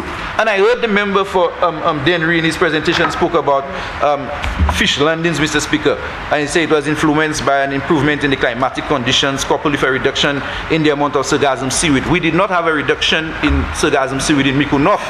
So whereas other places may have recorded a reduction in seaweed sargassum, Mikud, I think what left there came into Mikud. What left there came into Mikud, Mr. Speaker, and we've spent, and the Prime Minister, I have to commend the Prime Minister and member for Fisheries East for ensuring, Mr. Speaker, even in the absence of a jetty, that we've been doing remedial works in terms of trying to get the sargassum out of the bay. Mr. Speaker, I know that this is not a measure that can be sustained because of how exhaustive it is, how expensive it is, Mr. Speaker, and we have no direct control over climate change and over the amount of sargassum. So you cannot, Mr. Speaker, you cannot continue to sustain that measure of getting heavy equipment to remove sargassum. And I think the real relief is to be able to give the men and women of Mikud North their jetty, so that their children can go to school. Mr. Speaker, when I sit in my office, they come to me all the time, you know, Mr. Speaker. No pasali la me bossman. And I know Kwaspo, Paul, and all the other men by the sea, Mr. Speaker, all the other fishermen, go bigs. They can tell Mr. Speaker, they squeeze, you can feel the squeeze. When the guys are able, or when the fishermen are able to go to sea, Mr. Speaker, things running by the sea. You go by the sea and there's always a vibe, there's always life, things running, people selling fish, there's economic activity. But we're going to deliberately do certain things to hamper the implementation of the project and think, oh, I'm squeezing Jeremiah. No, but I'm one person. Think of the thousands of persons that you're squeezing by deliberately delaying the implementation of a project. And that's why I say civil servants have a responsibility too. Technocrats have a responsibility too. Do not just put all the blame on government and say, oh, government pa festy, government pa. So the government wants to do it. We make the direction, the policy direction of this government clear. We come and we tell you exactly what it is that we're trying to do. However, as I said, the buck stops somewhere with us. We are not the ones going on the ground and digging and putting up the buildings. And those persons charged with the responsibility of implementing should do better and should work harder at ensuring that they can implement the projects of the government, Mr. Speaker, and the repair of maintenance of fishing facilities. I'm happy because, Mr. Speaker, I came here and I did intend to make serious mention, because I think the last time I said it, Mr. Speaker, and you could have heard the passion in my voice, Mr. Speaker, and I was sad at the fact that I heard numerous communities, Mr. Speaker, getting assistance in terms of their repair and maintenance of their fishing facilities. So I want to thank the member for Dennery South for ensuring that this time, Mr. Speaker, in the policy where it's more important, that he has made mention, and I know that we, the people of Miku, we're going to be continuously checking on to see when are we going to be able to get to repair and maintain, and we understand that all cannot happen overnight, Mr. Speaker, but if we do it one step, journey of 1,000 miles starts with the first step, Mr. Speaker, and we want to start that journey, and we expect the assistance from the member from Dennery South. So I would like to see the fishermen of Miku being able to use their facility, their washroom facility, because they're putting a lot of pressure, Mr. Speaker, on the general washroom facility that we have there. And they're going there with the sargassum and all other things, Mr. Speaker. And it's really putting a strain on the washroom facility that is by the sea, but it's a public laundry, and they're using it for things other than public laundry, Mr. Speaker, and it's really putting a strain on the facility. So I'm happy to hear that as part of agriculture's policy direction, that they will be giving Mikud North and the facility in Mikud some consideration. I applaud that. Infrastructure development and road networks, and I noticed that there was mention of feeder roads. And Mr. Speaker, I know that once upon a time there was talk of dealing with the feeder roads. I think initially the conversation was with the QATs, and that vanished into thin air, like so many other things, Mr. Speaker, that were destroyed. However, I'm happy to see that this year there will be a focus on feeder roads. And I say that, Mr. Speaker, because the farmers who use the Piton Road, those who go to Wayon, and especially those in Wayon, they've been calling on me, Mr. Speaker, so Ballhead, Patch, Miss Myrtle, all of them, they're calling on me, the road, people who really want to assist St. Lucia and the government in meeting this objective of food security, Mr. Speaker. They're unable to do so because they have no access to their farms. They cannot traverse the roads. Not some of the roads, Mr. Speaker, you'd think maybe it's not motorable. Some of them you can barely walk.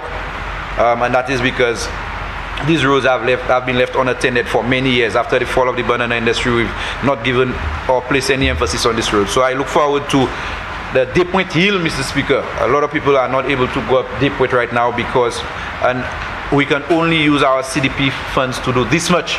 So I'm hoping that the member for Castries North, Minister of Infrastructure, is going to really give some consideration to the feeder roads, Pelouge Road, Mr. Speaker, Wayon, Piton, Mine, Mr. Speaker. There are still farmers who have a genuine interest in farming. They really want to assist in terms of helping us meet our objective in meeting food security. And Mr. Speaker, these individuals are unable to access their farms because of the poor conditions of the road. So I'm hopeful that this year, Mr. Speaker, the St. Mary Wing Road, Mr. Speaker, this road is critical, Mr. Speaker, and I call on the member for and the Lapwet Road as well, Mr. Speaker. We've seen serious undermining of the Lapwet Road, Mr. Speaker, and I'm very fearful, and I say that I'm very fearful that any day the Lapwet Road, and Lapwet Road is one way in, one way out, and we need to seriously consider giving some attention to the Lapwet Road to ensure that we don't allow it to get to a point where it's emergency that causes us to attend to the situation of the people in Lapwet. So thank you very much, member for Miku, member for Castries North. Mr. Speaker, I also want to make mention quickly before my time is up of lights at the Wen and Pastures Field. But for the Wen playing field, Mr. Speaker, I think, although it is not reflected in the policy direction, with my conversation with the member for Grozile, Mr. Speaker, I've been assured that this year that the Wen playing facility, Mr. Speaker, and this facility, this is where most cricket is being played, Mr. Speaker. We're going to be seeing lights erected at this facility and proper stands placed at this facility to ensure that persons can now come, sit down and enjoy cricket. Cricket is the leading sport. Cricket and football are the leading sport, Mr. Speaker, in Miku North. And I'm happy that the Wen playing facility has been earmarked to receive some attention this year. I think this is long overdue, especially given what Wayne has been able to produce. We produce quite a few cricketers. We produce a Shonil Edward, Mr. Speaker, and I know that the member for Denry North is very happy. We produce Cody Gaston, Mr. Speaker. We produce Gary Maffrin. We produce quite a few young and budding cricketers are coming up from Miku North, Mr. Speaker. Mr. Speaker, Keon Gasto as well, and I'm happy that these are on the Passiers playing field, Mr. Speaker. Although it's under my CDP, I want to assure the people of Passiers that this year, Passiers playing field is also going to be lit, and we're going to be able to play sports in the night at the Passiers playing field. I've already started the procurement process. The poles are here, Mr. Speaker. As we speak, the poles are here. They've been paid for, and we're moving full steam ahead in terms of erecting these lights at Passiers playing field. And in cemetery expansion, Mr. Speaker, I know that a lot of work has been done as it relates to acquiring the lands, and I think the final process is happening now. And I'm happy to know that the government is going to be placing some emphasis on ensuring that the much needed cemetery in Monrepo and Mikud, Mr. Speaker, is going to be addressed this year. So, Mr. Speaker, in closing, I want to thank the people of Mikud North. I want to thank the people of Miku North once again, Mr. Speaker, and I want to tell them to look out for some of these projects which will be happening in the constituency this year. And I want to also encourage them, Mr. Speaker, to make the most of the numerous opportunities which I have spoken about during my presentation. I look forward to working even closer with my constituents this year, Mr. Speaker, as we make Miku North the envy of other constituencies. I want to also thank the Prime Minister, Mr. Speaker, and my parliamentary colleagues for providing me with the necessary guidance and assistance during my first 18 months in government. And I look forward, and I want to thank the member for Chozel, Mr. Speaker, for being very friendly to me during the first 18 months. And I look forward to even greater things this year. Thank you very much, Mr. Speaker.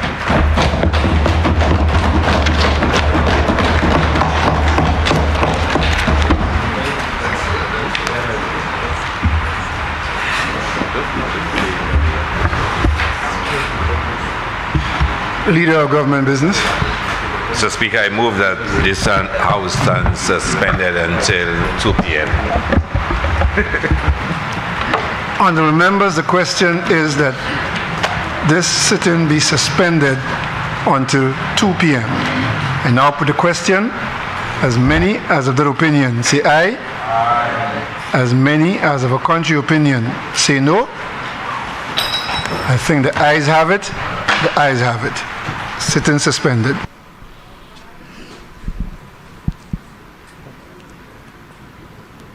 Well, the debate began this morning with the member for Castries Southeast, the Honourable Joachim Henry, followed by the member for Denry South, who is also the Minister for Agriculture, Fisheries, Alfred Prosper. And closing this morning's proceedings was the member for Mikud North, who is also the Deputy Speaker. We'll be back at 1 o'clock as we continue the debate on the Appropriations Bill for the financial year 2023-2024 in the sum of $1,856,719,000. Michael Gaspar.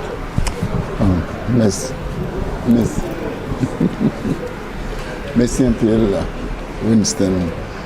Quand nous venons au bout de la session constitutionnelle avec ce débat qui commence aujourd'hui avec un commencement, nous avons un parlement qui commence et puis un parlement pour Castries Sud-Est, ça c'est honorable Joachim Henry, il commence à parler à la ministre des Affaires sociales. Aussi, après, nous tenons un parlement pour Denry South, ça c'est Sud Denry, qui aussi c'est le ministre qui est responsable des affaires agriculture. Il parlait avec, comme à ce ministre, c'est différents projets. Après, c'était même parlement pour Miku, ça c'est honorable honorable Jeremiah Norbert qui a fini par parler avec nous pointer pause. Ça qui est intéressant aussi, Winston, c'est honorable Jeremiah Norbert parlait en chair sur sécurité. Peut-être ça nous peut comprendre ça, c'est comme c'était en police, un officier de police interpassé il parlait en chair à ses affaires de sécurité, il parlait ici en chair passion à ses affaires qui méritait en micro, il parlait en chair à ça. Eh bien, quand nous avons dévié ici à dans un temps, à 2 heures, pour continuer et puis ça qui a passé en cas concert. Nous avons maintenant en studio nous avec invité une fois encore pour venir brancher puis nous pour les cas concert qui continuer.